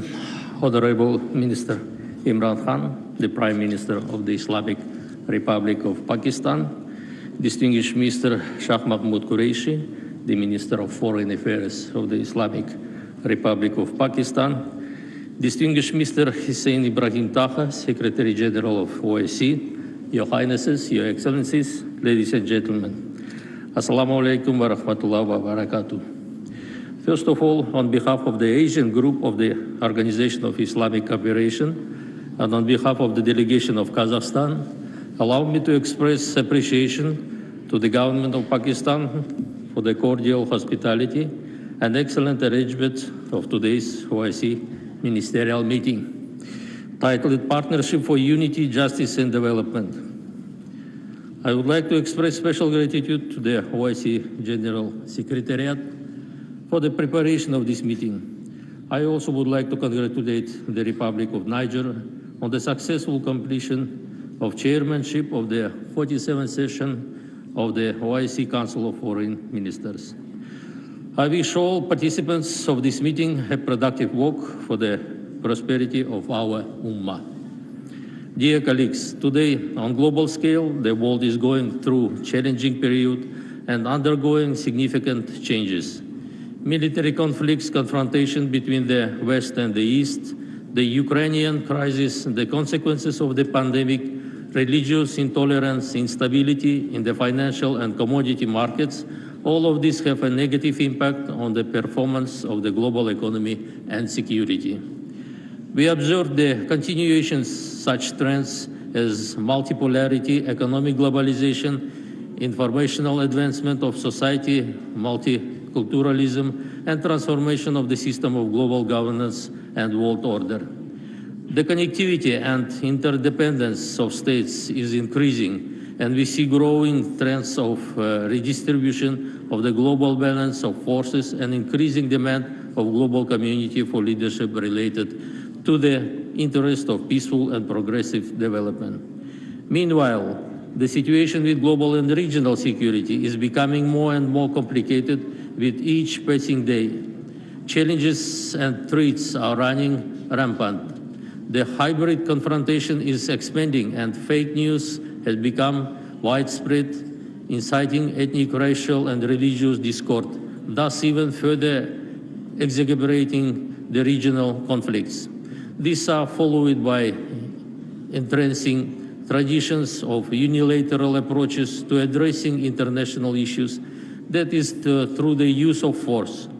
Such development contributes to growing practices of interference in the internal affairs of other states, infringing on the rights of sovereign advancement and simultaneously regional international cooperation. This ultimately hinders the progress of humankind and destroys trust as the foundation of stable peace. All these risks and threats are relevant for the Islamic world as well. Today, more than ever, the countries of the Islamic world and the OIC member states need unity and must defend their interest and position to preserve common values and provide all possible support and necessary assistance. And I believe that the subject of today's summit highlights the importance of this idea. Nowadays, Kazakhstan is creating a concept of new Kazakhstan. Recently, President Tokayev announced the large-scale and meaningful reforms which cover almost all areas of life of the country. They include initiatives aimed at political liberalization, plurality, and openness. In the sphere of the economic, the reforms are focused on the tackling monopolization, improving living standards, and ensuring that all citizens feel the benefits of our growing economy. Societal reforms are aimed at improving health and education of the nation as well as other sectors. Kazakhstan today fully supports international efforts to ensure regional security and sustainable development of the countries of Eurasia. The ongoing global and regional processes require a collective decision regarding resolute reunification of war conflicts, confrontation, and choosing the path of peace, dialogue, and focusing on joint development. Against this backdrop, as an intergovernmental forum that brings together 27 member states, 9 observers, and more than half of the world population with the established political dialogue, Conference on Interaction and confidence-building measures in Asia has a potential to become an effective tool for joint confrontation of new challenges and ensuring security and stability in the region. The key priority of Kazakhstan chairmanship at the SICA process is the transformation of the conference into a full-fledged international organization. Conversion into an international organization will significantly expand the capacity of the SICA and increase array of tools for practical cooperation between its member states. Within its chairmanship, Kazakhstan will hold the 6th SICA summit in Nur-Sultan on the 12th and 13th of November this year, which marks the 30th anniversary of the conference. This event aims to propel the SICA into a new level of institutional development. At the initiative of Kazakhstan, the Code of Conduct towards achieving the world free of terrorism was developed within the UN and opened for signature in 2018. It has now been signed by 89 countries. Since 2017, our capital has hosted 17 rounds of the Astana process talks on Syria, aimed at facilitating the efforts of the international community to resolve the prolonged conflict. Kazakhstan, like many OIC member states, is concerned about the situation in Afghanistan. Socio-economic and financial issues need to be addressed urgently to prevent large-scale humanitarian crisis in the region. Kazakhstan contributes within its capacity to the efforts of the world community to stabilize the situation in Afghanistan. We regularly provide humanitarian aid to the Afghan population, implement national and international programs to train Afghan youth, including girls, in educational institutions of Kazakhstan. In 2020, the KazAid, Official Development Assistance Agency, was established to assist the countries of Central Asia and Afghanistan in promoting the Sustainable Development Goals. The opening in Almaty city of the temporary remote office of UNAMA was a sign of the recognition of the role Kazakhstan and the organization's trust in our country. I would also like to emphasize the timelines of the extraordinary meeting of the OIC Council of Foreign Ministers on Humanitarian Situation in Afghanistan held in Islamabad on 19th of December 2021, which resulted in the adoption of the several practical decisions, including the launch of the Afghanistan Food Security Program under the aegis of the Islamic Organization for Food Security, and the establishment of the Humanitarian Trust Fund under the aegis of the Islamic Development Bank. In this regard, I call on the OIC Secretariat to assist the IOFC in the prompt launching the Afghanistan Food Security Program and the OIC member states to make generous contribution to this program. Regretfully, conflicts and military clashes continue among the Muslim countries today. The events in Yemen, Syria, and several African states have become a matter of concern. Therefore, we believe that the initiative of Islamic rapprochement remains relevant for peace and harmony in the Islamic world. Kazakhstan reaffirms its unwavering position for just and comprehensive solution to the Palestinian question on the basis of relevant resolutions of the UN Security Council and the UN General Assembly in accordance with the two states for two nations principle. Moreover, we reiterate the OIC principled position on the Jammu and Kashmir dispute for peaceful settlement in accordance with the relevant United Nations Security Council.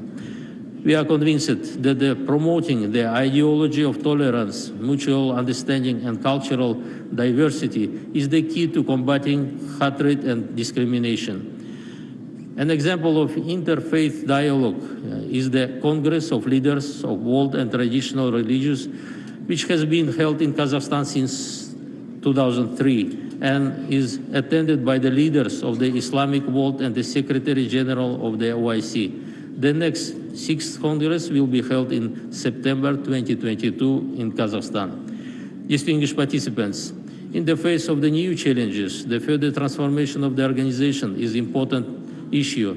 Therefore, we need to swiftly conclude the process of reforming of the OIC. In this context, we are grateful to Saudi Arabia, Turkey, and Bangladesh for their efforts and contribution for the holding of 2 expert group meetings on comprehensive reform of our organization. The combat against the COVID-19 pandemic and overcoming its consequences are still among the pressing issues on our cooperation agenda. At the current stage, I would like to emphasize the importance of uniting our efforts in the combat against the pandemic and the exchange of vaccines. In addition, Kazakhstan, within its activity in the UN, initiated the establishment of the International Agenda for Biology Safety, which in future will contribute to the prevention of biological threats and the exchange of information on dangerous diseases. Comprehensive support for this initiative will allow our countries to take timely measures in the future. The pandemic, more than anything else, showed the urgent need for the development of science and technology in the Muslim world and beyond. At the first OIC Summit on Science and Technology held in September 2017 in Nur-Sultan, Kazakhstan initiated the establishment of the OIC 15 group, which unites 15 leading Muslim countries in the field of science and technology to promote the potential of our Ummah in these areas.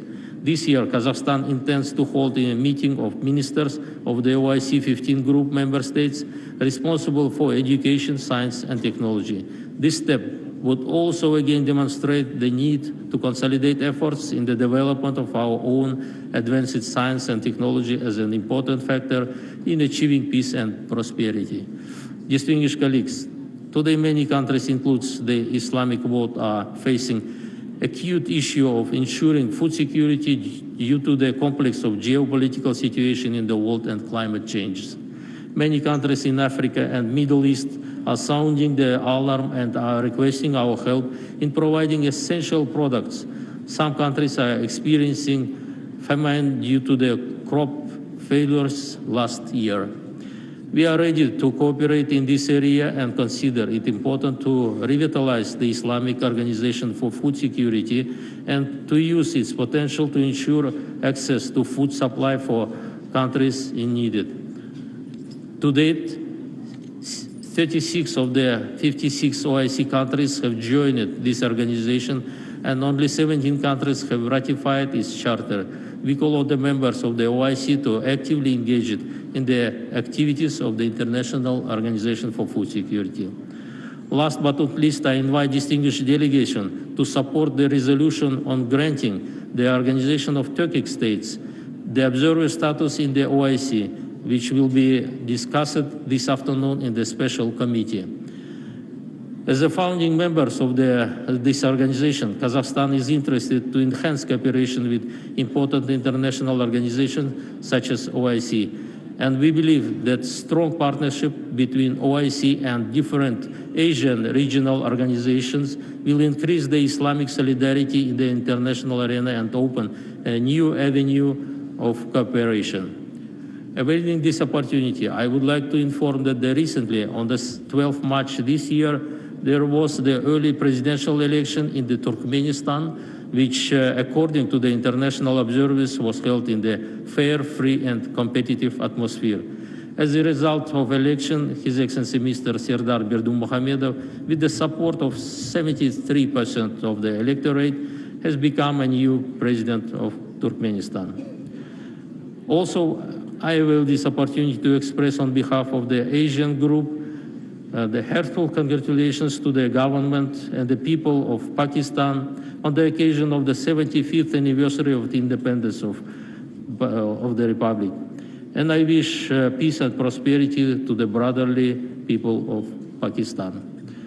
In conclusion, allow me to express the hope that all OIC will continue to advance its goals and objectives for the benefit of the entire Muslim Ummah. I wish all participants fruitful work at today's event, and thank you for your attention.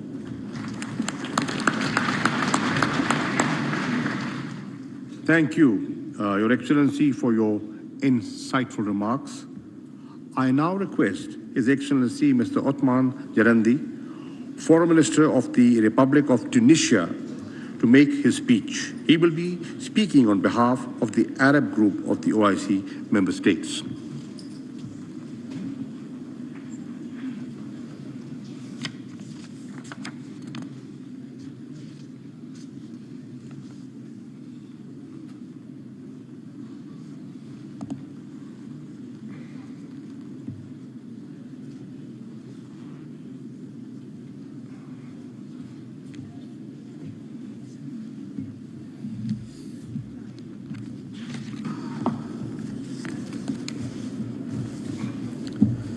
بسم الله الرحمن الرحيم. معالي السيد عمران خان الوزير الأول لجمهورية باكستان الإسلامية. Imran Khan, Prime Minister of the Islamic Republic of Pakistan, Excellency Shah Mahmood Qureshi, Foreign Minister of the Islamic Republic of Pakistan. We congratulate you on your chairmanship of this session and for the celebration of your Independence Day. Highnesses, Excellencies, Excellency Mr. Hussein Ibrahim Taha, Secretary General of the OIC, ladies and gentlemen, on behalf of the Arab group, I'm pleased to extend my greetings to Shah Mahmood Qureshi, Foreign Minister of the Islamic Republic of Pakistan, for the efforts deployed to consolidate joint Islamic action. I also extend my thanks to the Republic of Niger for its excellent chairmanship of the previous session of our Council. I should seize this opportunity to hail the efforts made by the Kingdom of Saudi Arabia, the chair of the Islamic Summit. I extend my thanks to Mr. Hussein Ibrahim Taha, OIC Secretary General, for providing support to Arab states to further enhance the organization. Highnesses, Excellencies, ladies and gentlemen, the holding of this meeting under the motto of building partnerships reaffirms our need as an Islamic group more than ever, our need for having a joint confrontation of the challenges that we are facing as a result of the serious rapid changes in the world and the need to contain them in order to promote peace and security in the world and in our Islamic and Arab region in particular. Our organization has a weight and needs a joint position in order to address the various international and regional issues on the basis of the principles and the values that bring us together and which we share. These require an urgent solution to all the causes on the basis of the same international standards. The Arab group reiterates the need to identify a political settlement to all the crises witnessed in our region and to make our voice heard and defend our causes in the international arena. This will deal with all the attempts that aim to destabilize our countries. The joint ties between us and our commitment to the values of justice require that we need to fulfill our responsibility to the Palestinian people to end the daily Israeli violation of the rights of Palestinians and the promotion of the settlement policies that will reduce the possibility possibility of a peace and reduce tension in the region. The Palestinian cause is at the forefront of our concerns. We call for a resumption of the peace process and the settlement of the issue on the basis of international resolutions and on the basis of the Arab and Islamic position. The same applies to Jammu Kashmir. Here, we need to implement all the international resolutions. It is a just course, and there is no doubt about that. The same applies to Yemen, and here we call on Yemen to go for a dialogue to settle the issue. We thank the Kingdom of Saudi Arabia for the valuable efforts in this regard.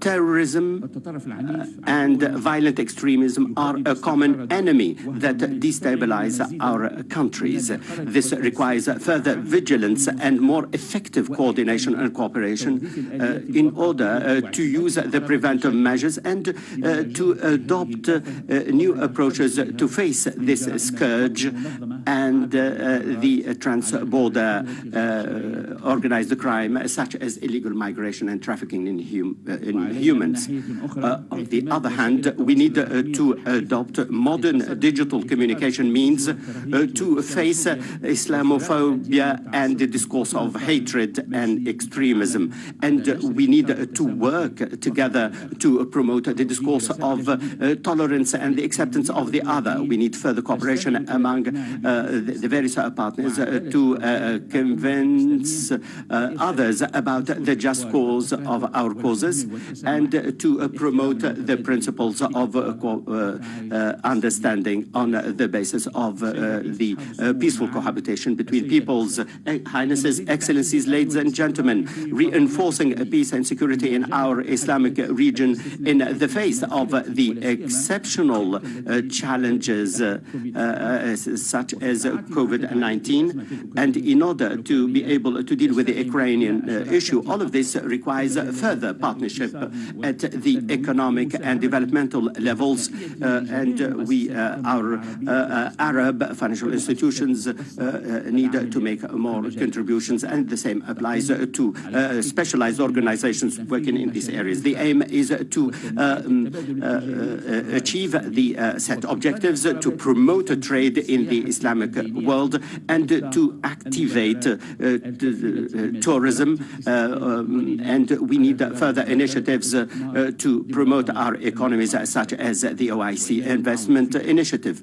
In this, we rely on the cooperation between the private and public sectors in order to benefit from our abilities as men and women, and the use of all the available resources to promote innovation in the various critical sectors that enable us to be part of the world economy. Mr. Chairman, Highnesses, Excellencies, ladies and gentlemen, our determination is firm to contribute to a modern reformist policy of our organization that will enable us to upgrade its role in order to consolidate cooperation among member states. The aim is to achieve dynamics in the various parts of the organization in its economic, political and development roles. We believe that the challenges we are facing at the moment require consolidating cooperation and consultation. The OIC and the League of Arab States, and we need to open up to other organizations in our region with a view to mobilizing more support to our causes in the international arena on the basis of the principles of the UN Charter and co-living with a view to a world that is more just and prosperous. May Allah make us succeed in our endeavor. Thank you very much for your attention. Thank you, Excellency, for your inspiring statement. I now request His Excellency Mr. Zubairu Dada, Minister of State for Foreign Affairs of the Republic of Nigeria, to make his speech. He will speak on behalf of the Africa Group of the OIC member states.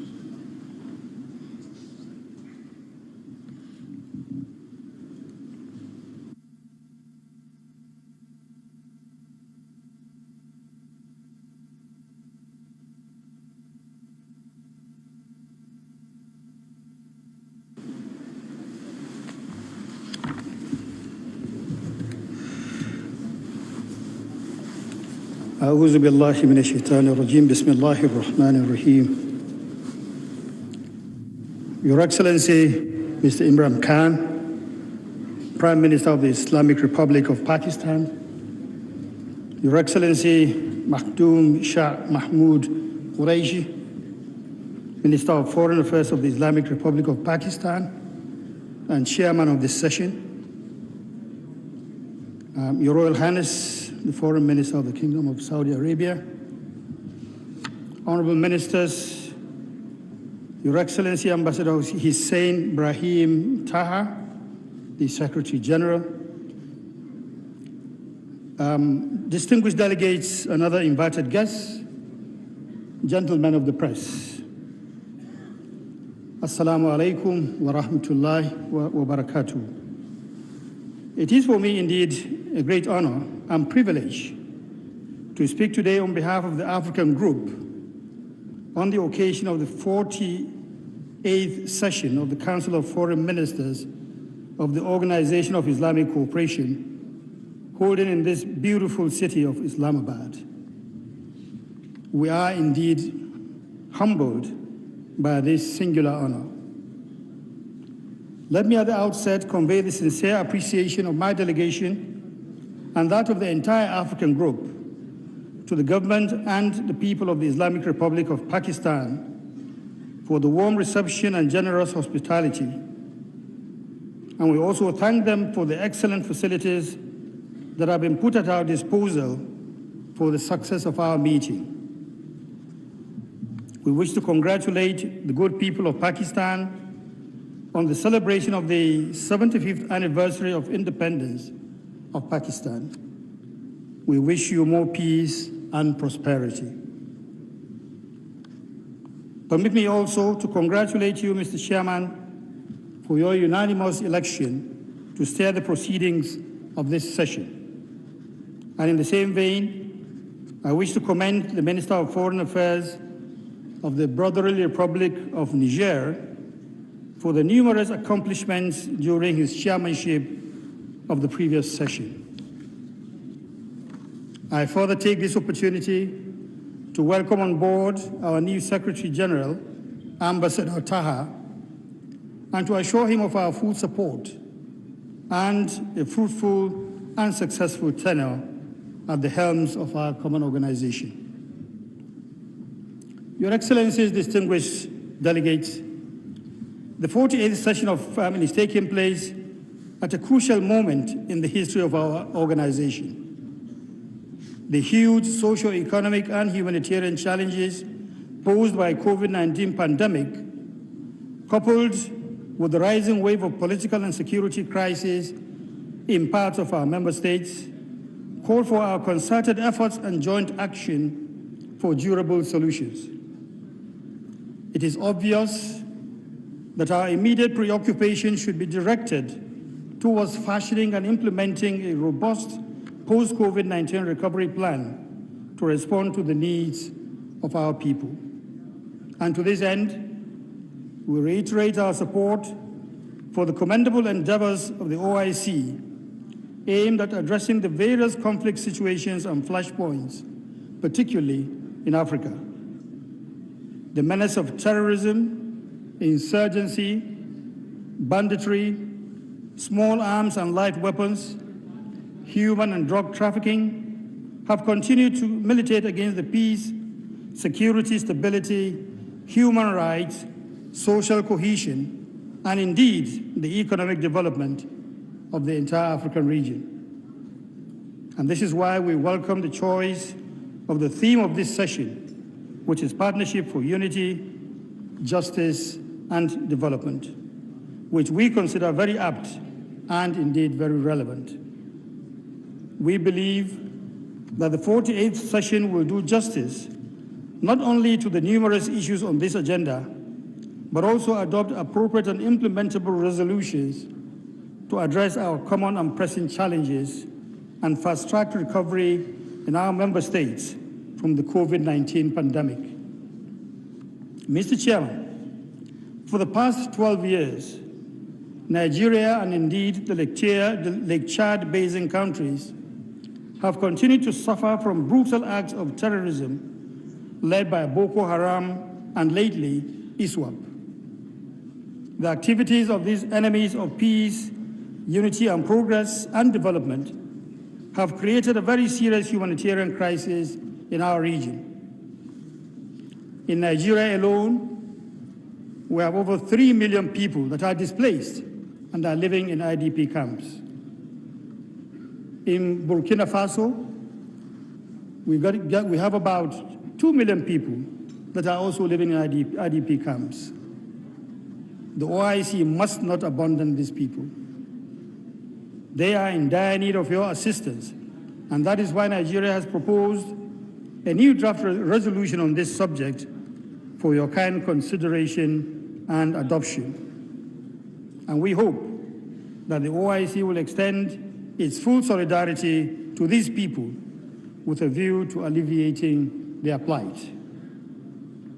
Furthermore, a robust implementation of the relevant OIC resolutions on combating the Boko Haram and other terrorist groups in West and Central Africa, and indeed some parts of Southern Africa, and support for the operations of the G5 Sahel Joint Force will significantly assist the ongoing national and sub-regional efforts towards addressing these lingering security problems in our sub-region.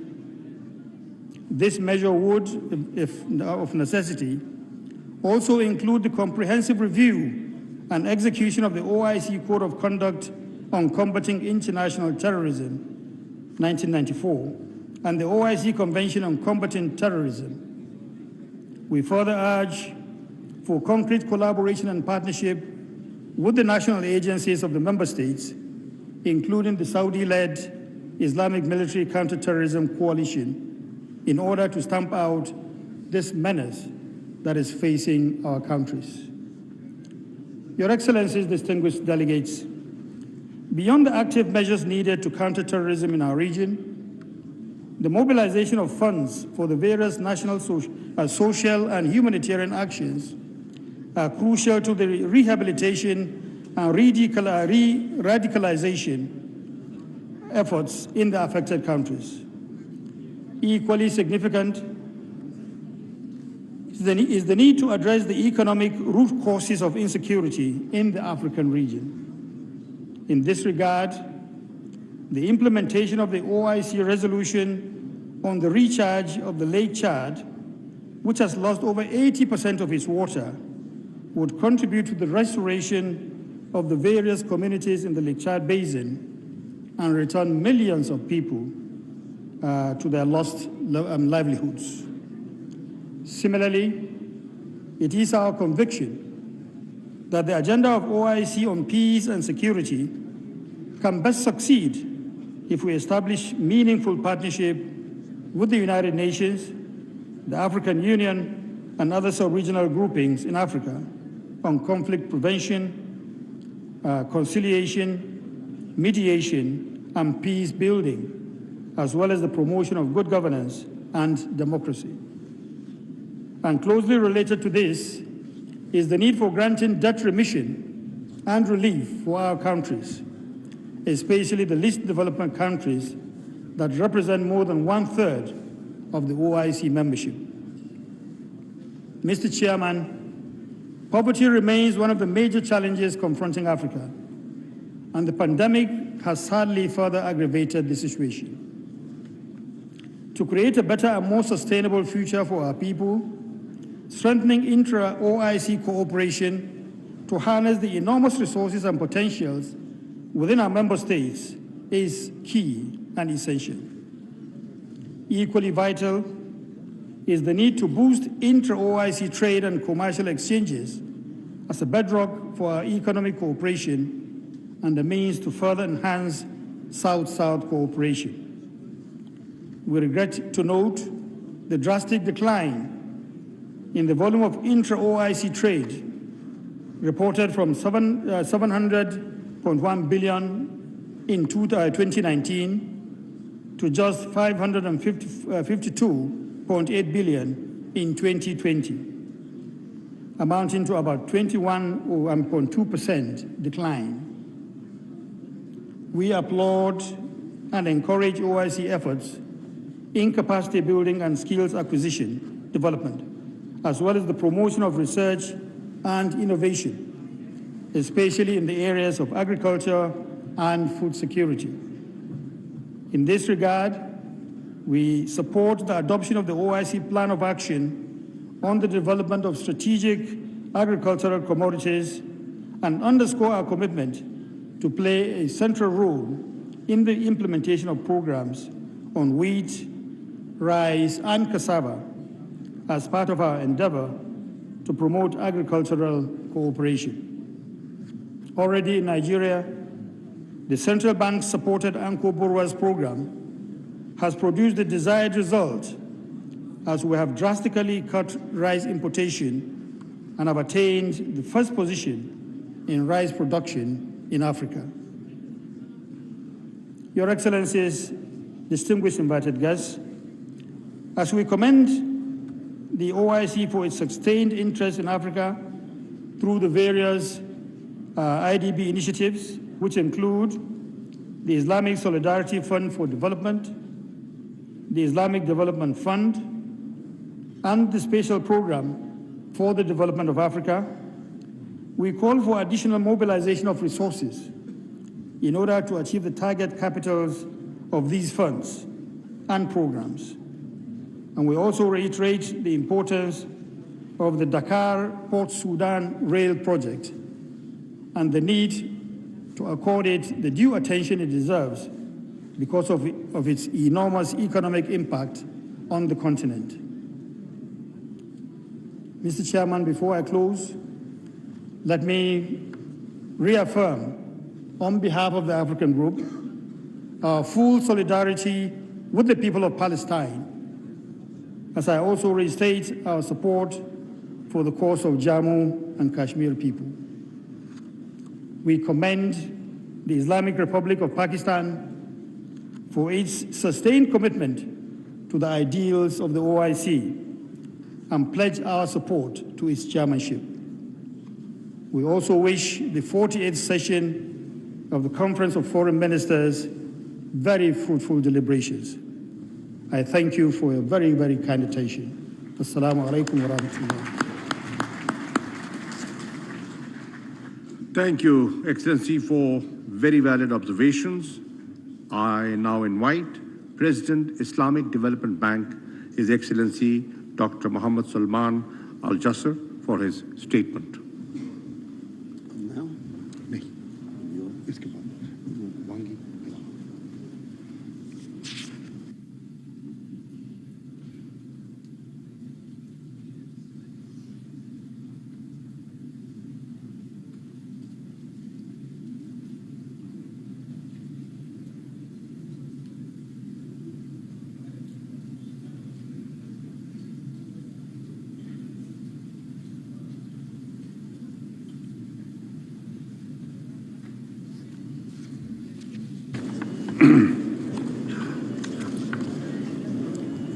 بسم الله الرحمن الرحيم والصلاة والسلام على أفضل الأنبياء والمرسلين سيدنا ونبينا محمد وعلى آله وصحبه أجمعين ومن تبعهم بإحسان إلى يوم الدين. Your Excellency Imran Khan, Prime Minister of the Islamic Republic of Pakistan. Your Highness Prince Faisal bin Farhan Al Saud, Foreign Minister of the Kingdom of Saudi Arabia, the OIC Summit Chair.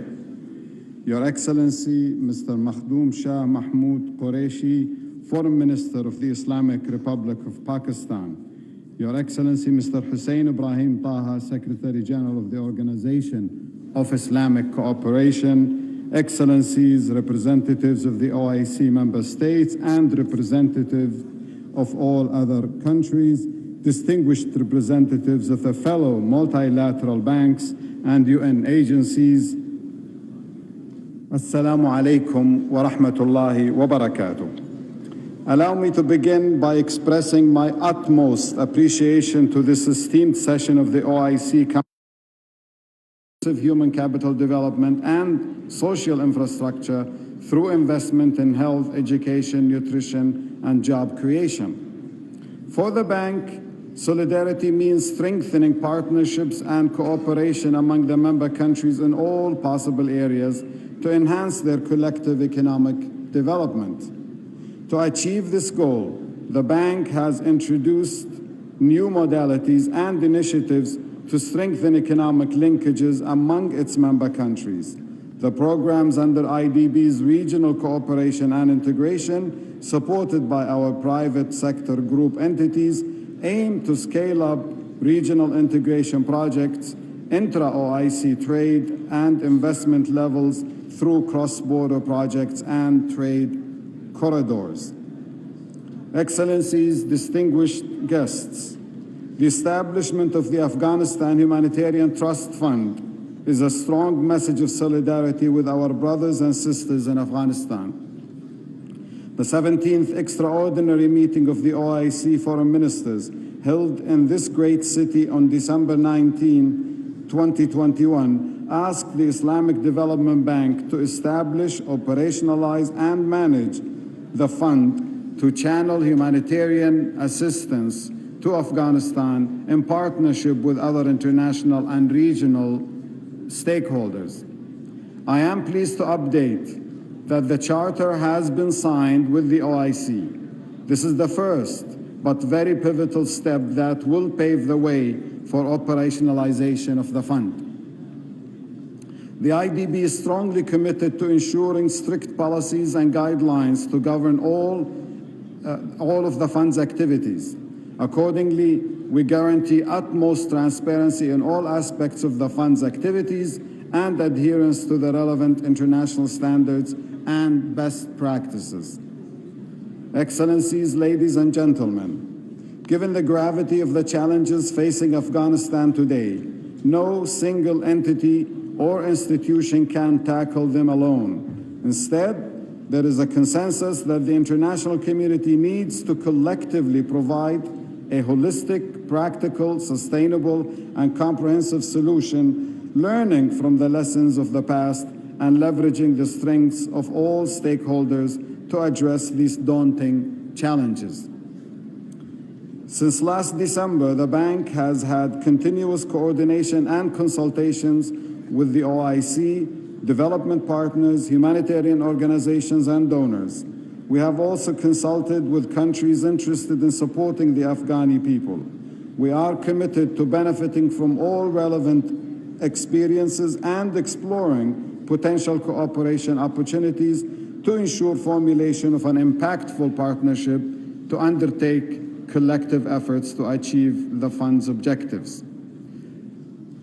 Since 76% of the Afghanistan population lives in rural areas, a primary focus of the fund will be to save lives by preserving rural livelihoods.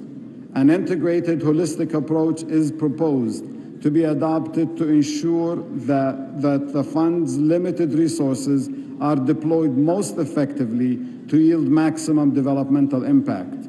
We are also keen to leverage local community development councils, especially in rural communities, to design and implement various initiatives under the fund to enhance local ownership. We are committed to working with all our partners to break the prevalent vicious cycle of poverty and initiate a virtuous cycle of hope and self-reliance in the country. Excellencies, ladies and gentlemen, depending on the fund's funding amounts and possible replenishments, a comprehensive phased approach will be adopted to promote long-term peace and stability. This can be achieved by enhancing agricultural productivity to promote food security, ensuring access to quality education, especially for females, provisioning of health care facilities in rural communities, women and youth empowerment, as well as facilitating rural electrification. The fund, in close coordination with our partners, is also actively exploring potential opportunities to leverage the private sector to support the humanitarian efforts, especially by focusing on creating meaningful employment opportunities in agro-business through supporting micro and small-medium enterprises.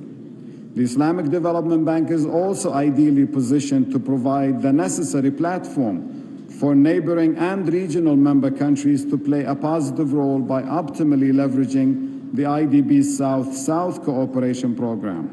Benefiting from the experience, expertise, and knowledge of several OIC and Islamic Development Bank member countries, the Islamic Development Bank, under the overall umbrella of the fund, is keen to facilitate the capacity building in key sectors such as banking and finance, medicine, and agriculture. We expect Islamic finance, particularly Islamic social finance instruments such as zakat, to play an essential role in facilitating resource mobilization and successful delivery of the programs. We look forward to the generous support of all OIC countries, international, regional, and bilateral organizations, the private sector, and philanthropists. The success of this fund will not be of credit to a single individual, entity, or institution, but to all of humanity. I reiterate the Islamic Development Bank's continued commitment to work closely with our partners and the international community to fully synchronize all efforts to ensure we collectively deliver sustainable support to Afghanistan, fostering resilience and self-reliance. Excellencies, distinguished guests, I take this opportunity to express our sincere appreciation to the Organization of Islamic Cooperation and the OIC Special Envoy for all their efforts to promote the Afghanistan Humanitarian Trust Fund globally. I would also like to thank the Kingdom of Saudi Arabia for this vital initiative whereby we take the lead in helping our fellow Muslims. Special thanks go to Nigeria for being the first country to make a pledge. We are confident other countries and donors will follow suit. I also extend my special thanks to the government of Pakistan for its generosity and hospitality, and also congratulate the people and the government of Pakistan on the occasion of this 75th anniversary of independence. Wassalamu alaikum wa rahmatullahi wa barakatuh. Thank you, Mr. President, for your statement. We are moving closer to the closure of the inaugural session. May I request Excellencies to take your seats, and I'd like to see the House in order before I invite our special guest to come to the rostrum for his statement. Please take your seats. People standing at the back, I would request you to please take your seats. Thank you.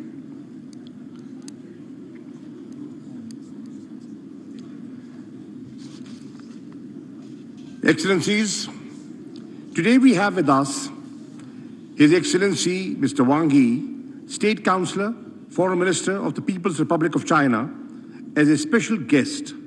I now request him to come to the rostrum for his statement. State Councillor Wang Yi.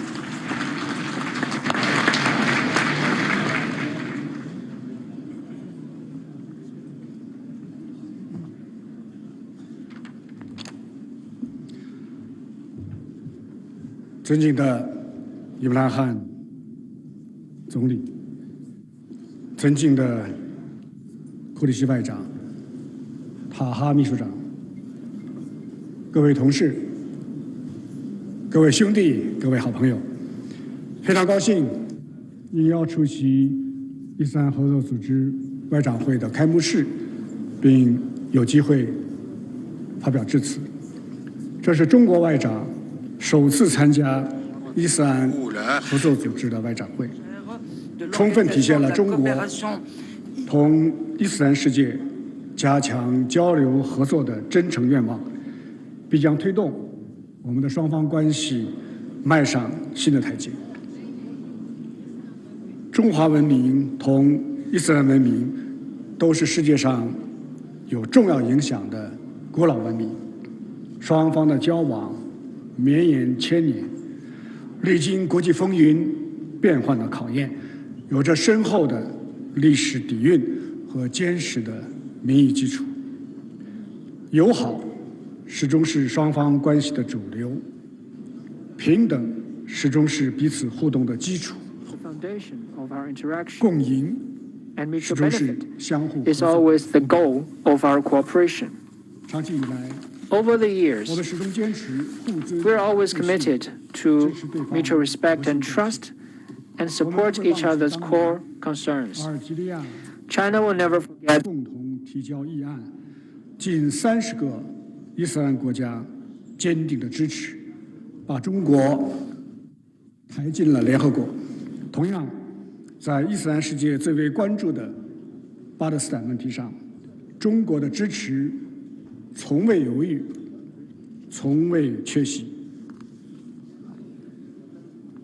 我们始终坚持团结互助，致力发展，实现共同发展。疫情爆发后，伊斯兰国家第一时间给予中国宝贵的支持，中国也及时向50个伊斯兰国家提供了13亿剂疫苗以及大量的抗疫物资。共建“一带一路”已经成为双方走向发展繁荣的桥梁和纽带。中国迄今已经同54个伊斯兰国家签署了合作文件，开展了将近600个大型的合作项目，资金投资的总额达到了4000亿美元，给双方人民带来了实实在在的利益。我们始终坚持互学互鉴，守护世界的多样文明。中华文明和伊斯兰文明历史上都对人类文明做出过重大的贡献，而近代以来，我们也都受到了不公正的对待。现在，我们正携手迈上发展复兴之路。我们要大力倡导文明平等对话、交流互鉴，从彼此的悠久文明中汲取智慧，共同抵制文明歧视，共同反对文明冲突。应该说，中国和伊斯兰世界已经找到了一条不同文明友好相处、合作共赢的道路，成为践行新型国际关系的典范，对不同国家、不同文明之间如何交往提供了有益的经验。各位同事、各位朋友，面对动荡变革的世界，本届伊核组织外长会聚焦结伴实现团结、公正、发展这一主题，反映了世界上大多数国家的共同心声。中方愿意同一方一道，倡导真正的多边主义，捍卫联合国宪章的宗旨原则，维护以联合国为核心的国际体系，在追求民族复兴的道路上风雨同舟，携手同行。中国愿意同伊斯兰世界建设4个伙伴关系：一是做团结协作的伙伴，相互坚定支持彼此捍卫国家的主权、独立和领土完整，坚定支持彼此独立自主地探索符合本国国情的发展道路，坚定支持彼此维护自身的正当发展权益和广大发展中国家的共同利益。二是做发展振兴的伙伴，继续团结抗疫。下阶段，中方将继续向伊斯兰国家提供3亿剂疫苗，助力各国构筑健康防线。我们将继续加强发展战略对接，以高质量共建“一带一路”和携手落实全球发展倡议为双引擎，巩固传统合作，培育新兴亮点，助力中伊发展振兴，引领南南合作潮流，为实现联合国2030年可持续发展议程注入强劲动力。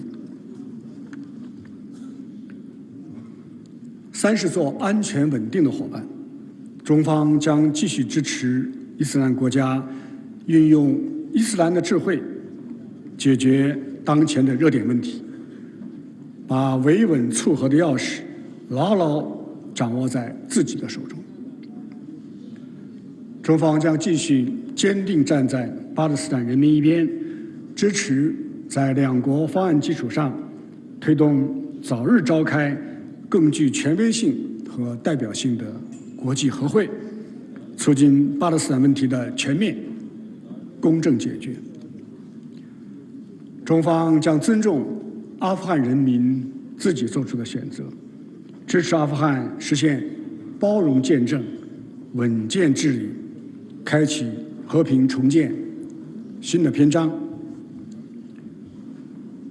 在克什米尔问题上，我们今天再次听到了很多伊斯兰朋友的呼声。中方和大家一样，我们抱有同样的愿望。中方也支持俄罗斯和乌克兰继续和谈，谈出停火，谈出止战，谈出和平。要防止发生人道主义灾难，要避免乌克兰危机外溢影响和损害其他地区和国家的正当权益。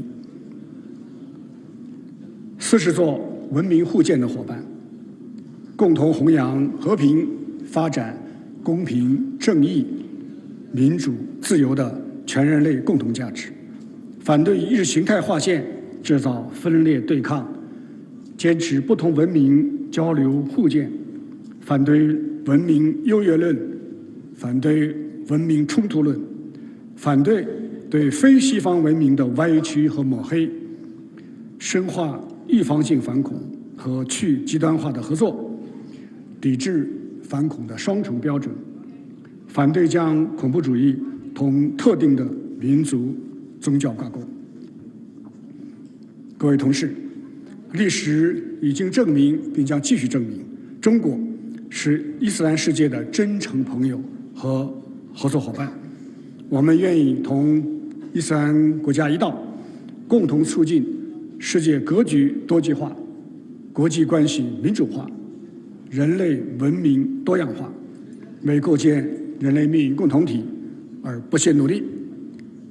最后，再次感谢巴基斯坦成功主办今天的外长会，也对巴基斯坦的国庆日表示我们最衷心的祝贺。预祝会议圆满成功，谢谢各位。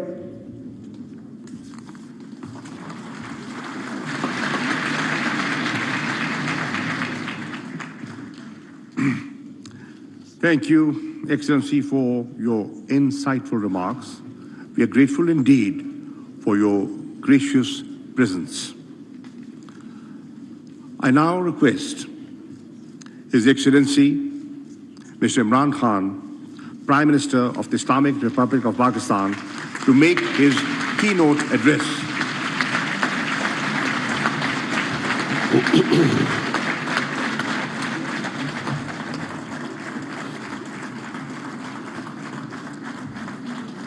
Bismillah ar-Rahman ar-Rahim. Iyaka na'budu wa iyaka nasta'in. Secretary General OIC Hussain Brahim Taha, Foreign Minister, Kingdom of Saudi Arabia, Prince Faisal bin Farhan Al Saud, Honorable Foreign Minister of China, Wang Yi, Royal Highnesses, Honorable Foreign Ministers, Excellencies, ladies and gentlemen. First of all, let me welcome you with great joy and happiness on this 48th Foreign Ministers OIC meeting And it's being held in Islamabad at a time when we are celebrating our 75th anniversary of our independence. So I want to warmly welcome you. I hope you have a great stay here. And from the people of Pakistan, they are overjoyed that all of you are here and on this special occasion. Today I want to especially congratulate our OIC members because of a landmark resolution passed in the United Nations declaring 15th March as a day to combat Islamophobia.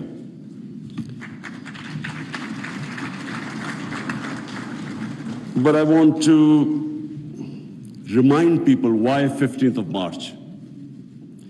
15th of March was a day when a gunman walked into a mosque in New Zealand and shot dead 50 people.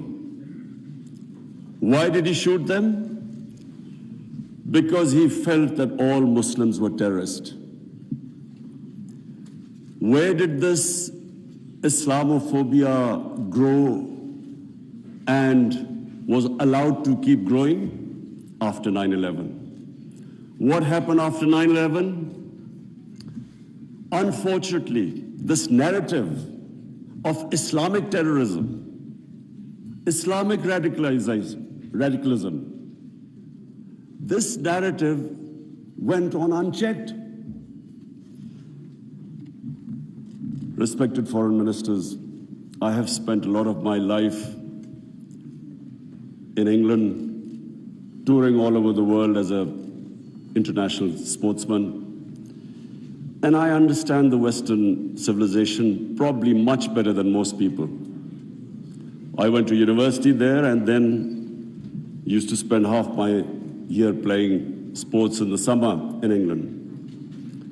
Now I saw this growing. After 9/11, this Islamophobia kept growing. And the reason was, I'm sorry to say, that we, the Muslim countries, did not do anything to check this wrong narrative. How can any religion have anything to do with terrorism? How was Islam equated with terrorism? And once that happens, how is the man in the street in Western countries, how is he supposed to differentiate between a moderate Muslim and a radical Muslim? How can he differentiate? Hence, this man walks into a mosque and shoots everyone he could. Unfortunately, what should have been done and wasn't, the heads of Muslim countries should have taken a stand on this. But instead, a lot of our heads of state kept saying things like, well, we are moderate. The moment you say you're a moderate Muslim, you automatically say that there is some extreme form of Islam.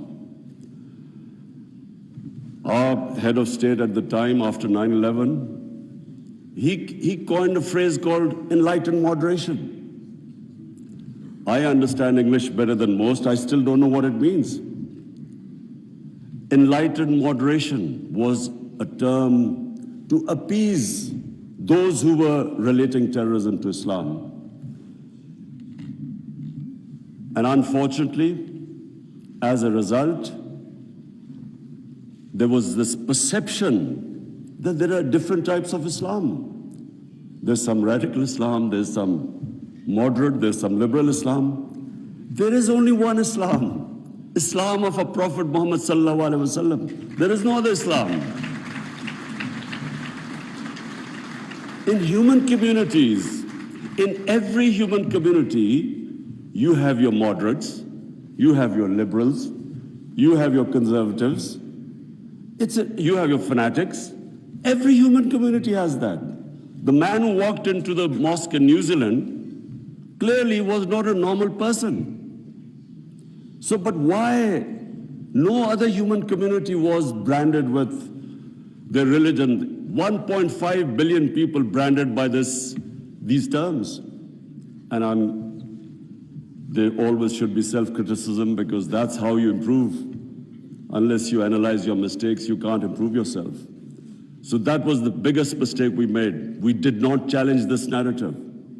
And guess who suffered? Muslims living in Western countries. They kept suffering. Because any incident would happen, any terrorist incident by a Muslim immediately meant that every Muslim became branded. When 9/11 happened, I still remember, people were petrified in Pakistan that I hope there was no Pakistani involved. How could how could whole community be responsible for some fanatical deed by some extremists? So therefore, this was it was one of the worst periods for Muslims living in non-Muslim countries. And then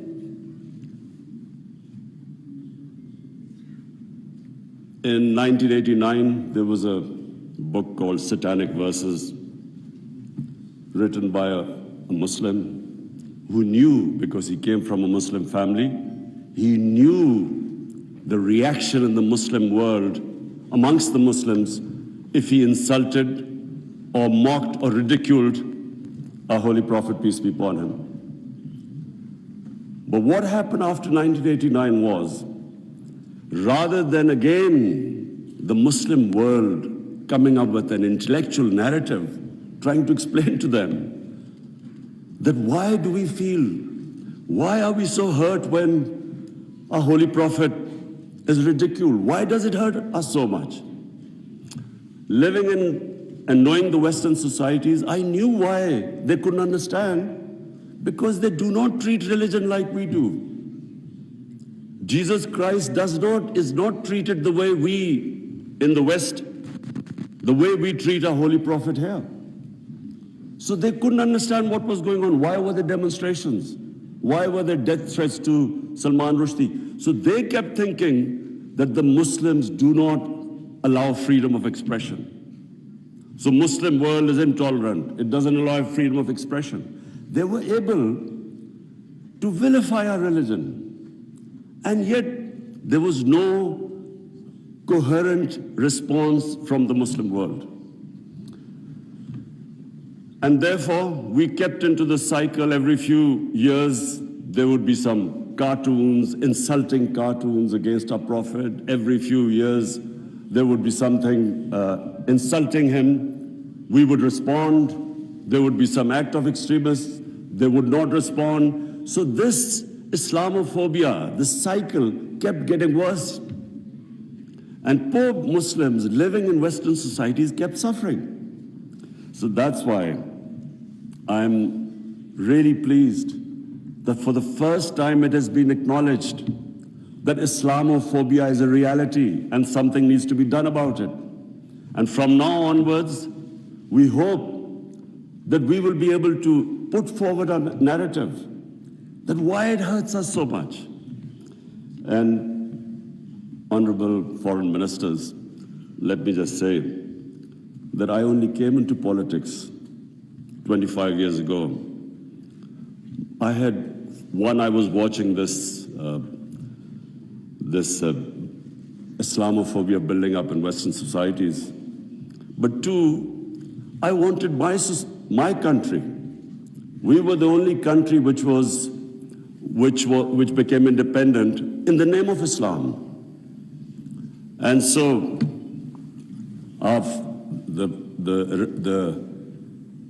the objective resolution of our founding fathers was to make an Islamic welfare state based on the state of Medina. So I came into politics 25 years ago because that was my goal. And just in this August gathering, let me just say,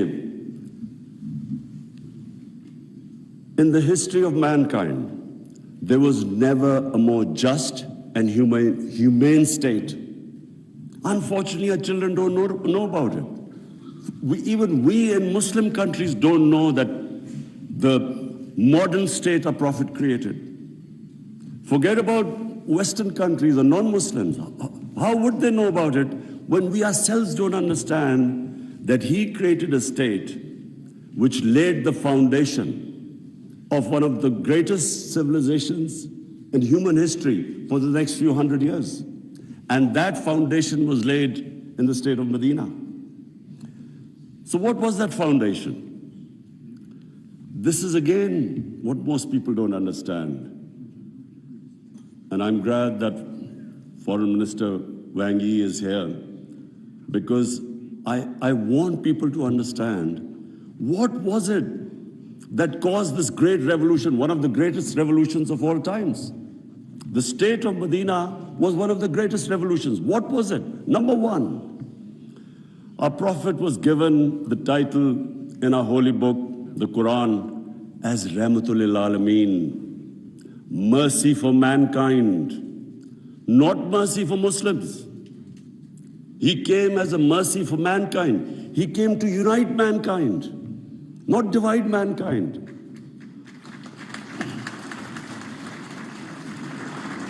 Allah for Muslims is Rahmat, Rabbul Alameen, not Rabbul Muslimeen. We do not understand, we Muslims don't understand the great mission our Prophet came in this world for, to unite humanity. The Charter of Medina was signed with Jews, with Christians, with Sabians, and with pagans. All became part of a human community. We don't even realize that in 10 years which the Prophet came to Medina and then he left this world, people think that it was, through conquests and through the sword. Hardly anyone knows that in these 10 years, there were only about 1,200 people who were killed in battles. In these 10 years, 1,200 people died and Islam spread all over Arabia. So it was a revolution of ideas. He created a new system. So the state of Medina, he created the best rule of law. The basis of a civilized society is rule of law. His saying that even if my daughter commits a crime, she will be punished. No one is above law. His saying that many nations before you have been destroyed, where the powerful crooks were exempted, were given immunity, and poor crooks were put into jail. If you look at the world right now, Excellencies, I can tell you, just look at all the poor countries. Look at the countries which have poverty. There will be one thing in common. They cannot catch the white-collar criminals. They only end up putting petty criminals in jail. This is the biggest problem which our Prophet, peace be upon him, predicted almost 1,500 years ago. The developing world is poor, not because they lack resources, because they cannot put the powerful criminals in jail. There's a fact-eye panel report by Secretary General of the United Nations. According to this report, and this will shock all of you, that every year, $1.6 trillion leave the poor countries and end up in tax havens and in the developed world. $1.6 trillion according to the fact-eye panel report of the UN Secretary General. Just imagine what is going on. Poor countries are being robbed simply because we cannot put the powerful criminals in jail. We cannot bring them under the rule of law. This is what our Prophet predicted. And this was the state of Medina where he set up this system of rule of law, no one above. And two of the first four Khalifas, two of the first four heads of state of Medina ended up in court of law. And one of the most revered and respected figures of Islam, who was the fourth Khalifa, he loses a case against a Jewish citizen. because the judge refused to accept the testimony of his son. This was the justice system there, which laid the foundation of this great civilization. So what does it show? Number one, that minorities were equal citizens. They were equal citizens in front of law. There was no discrimination.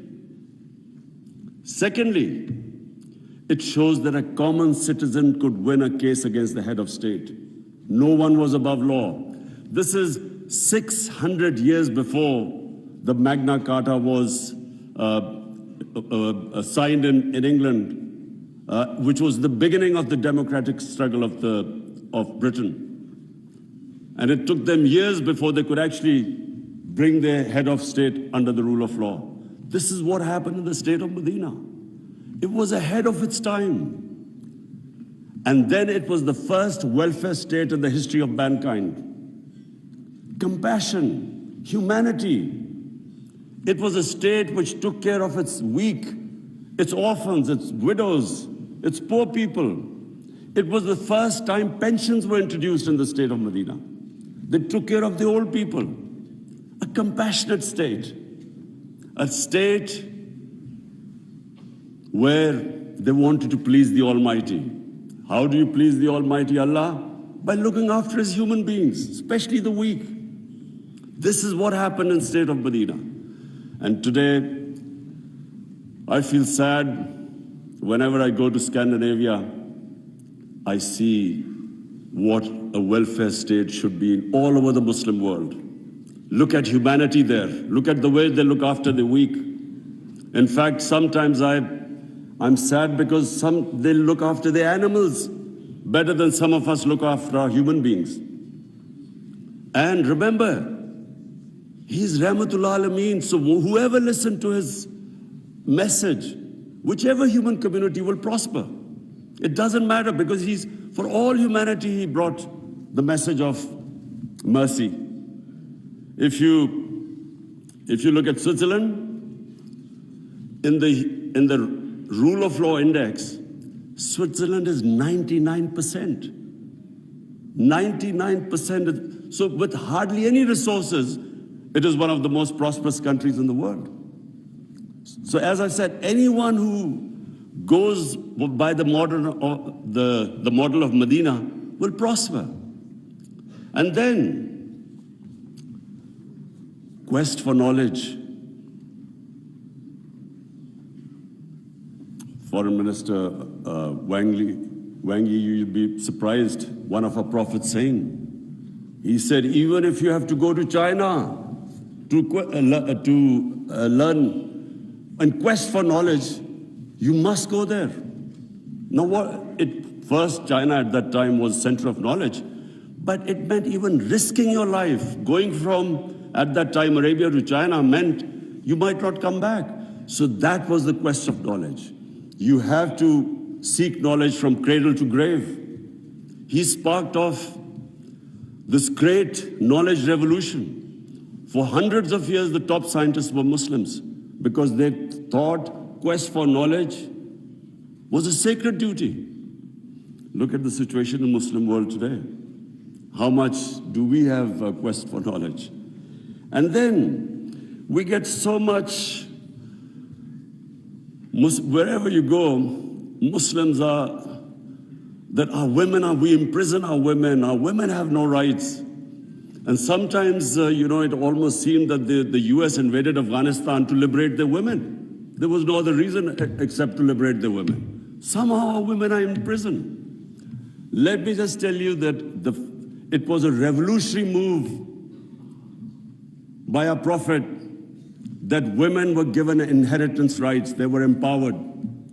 In Europe, even 100 years ago, the women barely got their inheritance rights. 1,500 years ago, women were given their rights. And no one seems to know this. And sadly, cultural issues are equated to our religion. We cannot explain, sometimes Western people say, they confuse culture with religion. I'm sad to say in Pakistan, we discovered 70% of our women do not get inheritance rights. So we have especially had to pass law to enforce that women must get their inheritance rights. This is 1,500 years later. And no one knows this. Slaves,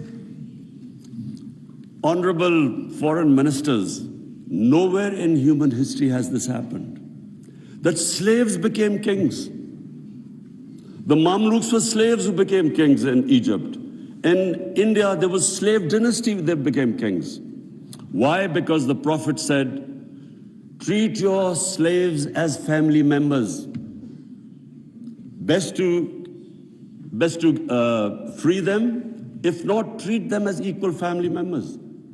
So he was the greatest human being that ever stepped foot. There'll never be a human being like them. Anyone close to the Prophet became leaders. If you read the book, The Arab Conquest, everyone became a leader, whoever was near the Prophet.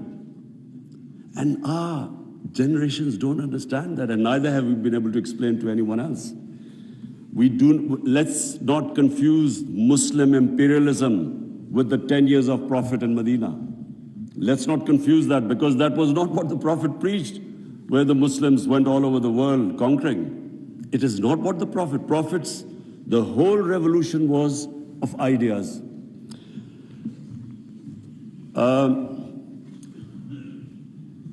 Honorable foreign ministers, one of the ideas of OIC is to protect Islamic values. So now I will say something which is completely different. I believe that Islamic values never have been so much under threat as they are right now.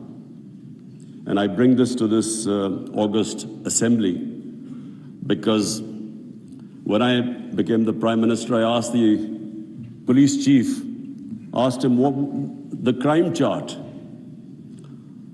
I was amazed to note that sex crime, child abuse and rape is the fastest growing crime in this country.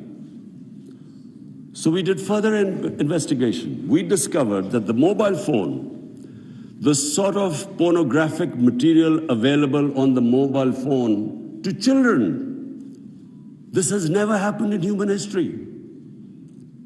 So the material available is causing havoc in our society without us knowing. Parents don't know what's happening when the child goes into his room or something. They don't know what he's watching on his mobile phone. It is very important that this August forum, we should plan how to combat this, because it is already having a huge impact. We have a rise in divorces. We all know that the more vulgarity, the more a society gets permissive, it has a direct impact on the family system. One of the most important things about Islam is that our religion protects the family system. We have values like we respect parents. We have respect for our teachers. But the culture that is coming through, social media, we really need to think carefully, how are we going to protect our generations? I have formed in Pakistan a Rahmatul Alameen authority of scholars. The whole purpose is, how are we going to give an alternate point of view to our children? Cartoons, how do we, because children get influenced from that age onwards. How do we strengthen our children against this unpredictable social media revolution? How do we know where it is going? So I think that I thought at this meeting I should mention, because we need to start thinking about alternate media, how we can combat. You can't stop social media, but we can give our children, fortify them, strengthen them ethically and morally.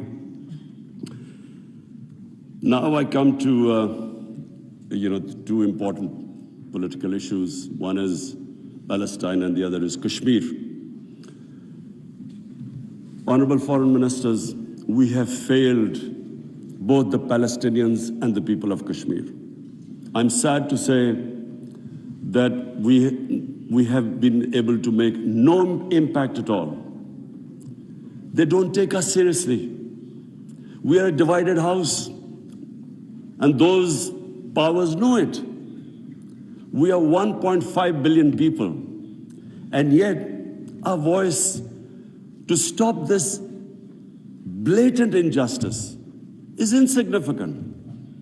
We are not talking about conquering some country. We're simply talking about the human rights of the people of Kashmir and Palestine, the international law, which is on their side, United Nations Security Council resolutions that back their right. In Kashmir, the international community promised them the right to decide their own destiny through a plebiscite. That right was never given to them. In fact, the special status of Kashmir was taken away illegally by India on 5th August 2019. Nothing happened because they feel no pressure. They feel we can make a resolution and then, back to our usual business. I'm not talking about altering our foreign policies. All of us countries have our different foreign policies. But on core issues, I'm asking the OIC that unless we have a united front, we will keep these abuses will happen. Like in Palestine, it's daylight robbery going on in Palestine. The only hope I have is now because of social media, first time in Western countries, there's awareness of what's going on to the poor Palestinians. That is so far much more than the OIC. It's the mobile phone and the spread of information of the injustices being done to the Palestinians. That is the best, at the moment, the best way to protect them, not us. In Kashmir, it's a war crime, according to the 4th Geneva Convention, to change the demography of an occupied land. India is changing the demography of Kashmir by making the Muslims from a majority to a minority, by bringing in settlers from outside. This is a war crime. Yet no one has pushed about it. Neither India has pushed nor Israel, because they think we are ineffective. So, honorable foreign ministers, let me just say that the way the world is headed, I'm afraid it's headed the wrong way. There's a Cold War almost started. There is a chance of world being divided into blocks. We 1.5 billion people, unless we are united, unless we take a united stand, we'll be nowhere. As what I'm scared to say where the future is headed right now. Before I come to Ukraine, I just want to talk about Afghanistan. It is extremely important that we stabilize Afghanistan. After 40 years, and no nation has suffered as the people of Afghanistan. 40 years of conflict. Finally, there is no conflict going on. The only danger now to Afghanistan is that through the sanctions and non-recognition, they might end up having a humanitarian crisis. Already the people are falling below the poverty line. Already there's a brain drain going on. So it's extremely important that we help the people of Afghanistan. And I say this because a stable Afghanistan is the only way, I repeat, it's the only way we are going to be able to stop international terrorism from Afghan soil. No other country is going to be able to do it. Let's not be delusional that some other country will come in and sort of through drones or something fight terrorism. It's not going to happen. The only hope is a stable Afghanistan government that can take care of international terrorism. I want to add a word of caution. Anyone who knows the Afghan character should be cautioned that please do not push the people of Afghanistan to do things where they feel that their sovereignty is being threatened. There are very proud, independent-minded people. They have always fought for their sovereignty for hundreds of years. They do not like the idea that someone is dictating to them. So I would caution that let's help them, let's encourage them, let's get them involved in the international community. And I believe that the people of Afghanistan are strong enough to evolve and go in the right direction. But please let's remember that the Afghan character does not like outside interference. And finally, I come to Ukraine. I'm, like I think everyone here and the rest of the world, we're all worried about what's going on there. May I suggest that the OIC, during its discussions, the foreign ministers, we should think about how we, represent 1.5 billion people, how we can mediate, how we can bring about a ceasefire, how we can try and put an end to the conflict. I'm going to meet His Excellency Wang Yi after this, and I want to discuss how maybe OIC, along with China, how we can all step in and try to stop this conflict, which is going to have, if it keeps going the way it is, it will have great consequences for the rest of the world. I have already, as the head of the government here, I can tell you that we are already suffering. Oil prices have gone up, gas prices have shot up, wheat prices have gone up because of this war. And if this keeps continuing, this is only going to get worse. So therefore, we should, all the countries which are non-partisan, we are in a special position to be able to influence this conflict. So as I said, I would want the foreign minister, Shah Mahmood Qureshi, please discuss with the other foreign ministers, and I will discuss with His Excellency, the Chinese foreign minister, how we can all, as a bloc, OIC and China, how we can influence the events in Ukraine and stop this and have some ceasefire and resolve this conflict. Lastly, honorable foreign ministers, let me again say what a pleasure it was to welcome you to my beautiful country. I want to end by saying, again, I repeat, that the world is moving in a direction which is sadly worrisome for all of us. In bloc politics, in Cold War, and let's just 1.5 billion people we keep underestimating the strength we have. Somehow we lack self-belief. As a sportsman, I can tell you that a team that has self-belief will defeat a team that is far more talented but doesn't have self-belief. We don't have self-belief.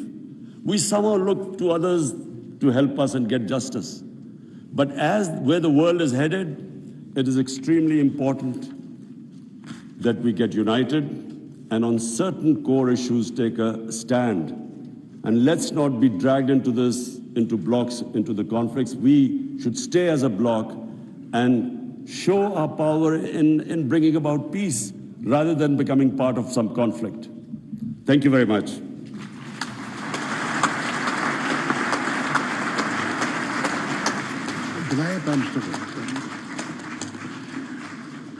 Thank you, Prime Minister, for gracing the session and enlightening us with your words of wisdom. I'm confident that your thought-provoking address will guide the deliberations of this 48th session for the next 2 days. Excellencies, we take a break for lunch and prayers. Since the inaugural session took much more time than expected, we will now reconvene at 3:15. The next segment would be off camera, open only to the members and observer states.